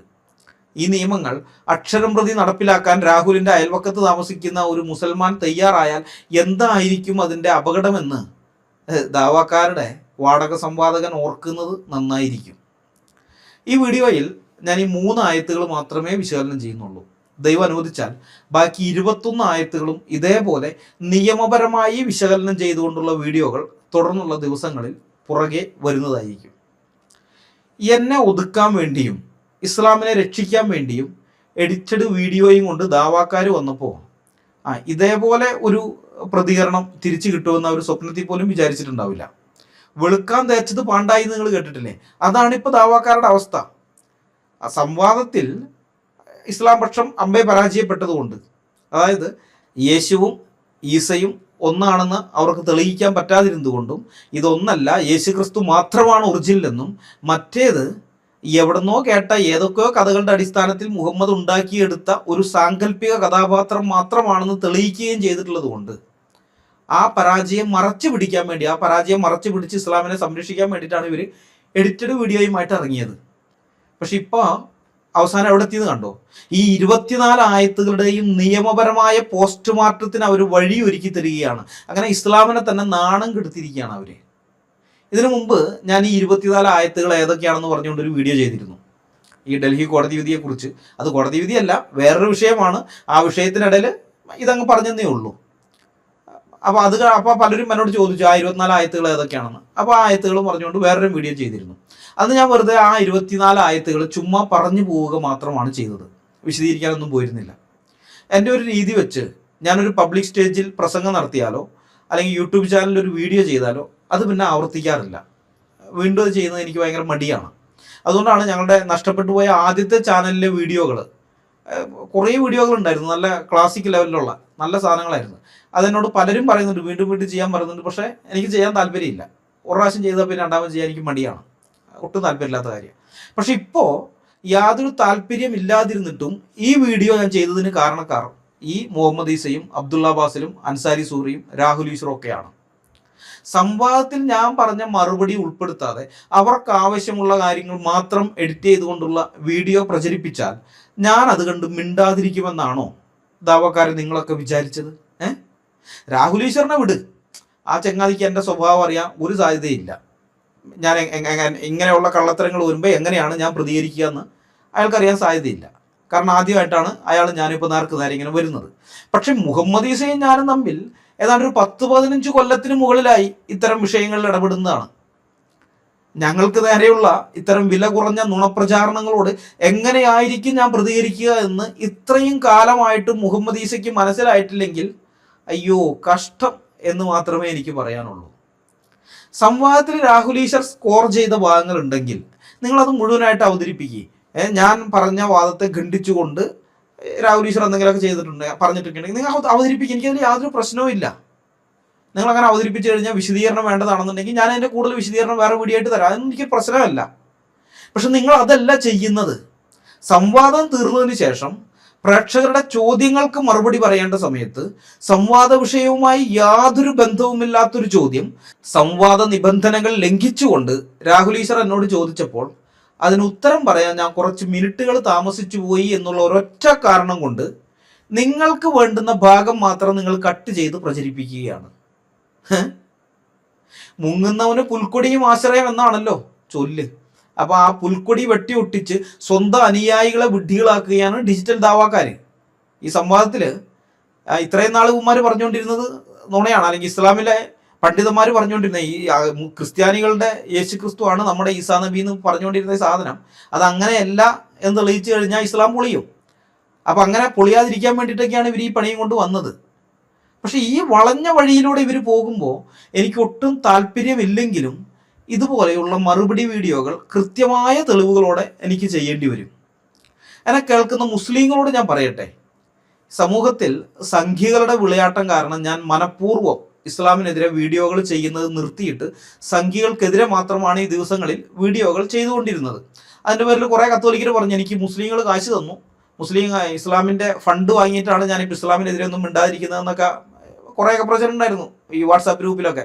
അത് കേട്ടിട്ട് പോലും ഞാൻ ഇസ്ലാമിനെതിരായിട്ട് വീഡിയോ ചെയ്യാൻ ഒന്നിനും പോയില്ല, മിണ്ടാണ്ടിരിക്കുകയായിരുന്നു. പിന്നെ ഇറാൻ വിഷയത്തിൽ കുറച്ച് വീഡിയോകളൊക്കെ ഇടയ്ക്ക് ചെയ്തിരുന്നു, അത് ചിലർക്ക് മറുപടി പറയാൻ വേണ്ടി ചെയ്തതാണ്. പക്ഷെ അത് മതപരം എന്നതിനേക്കാൾ രാഷ്ട്രീയ കാരണങ്ങളാണ് അതിനകത്ത് ഞാൻ കൈകാര്യം ചെയ്തത്, വിശകലനം ചെയ്തതൊക്കെ.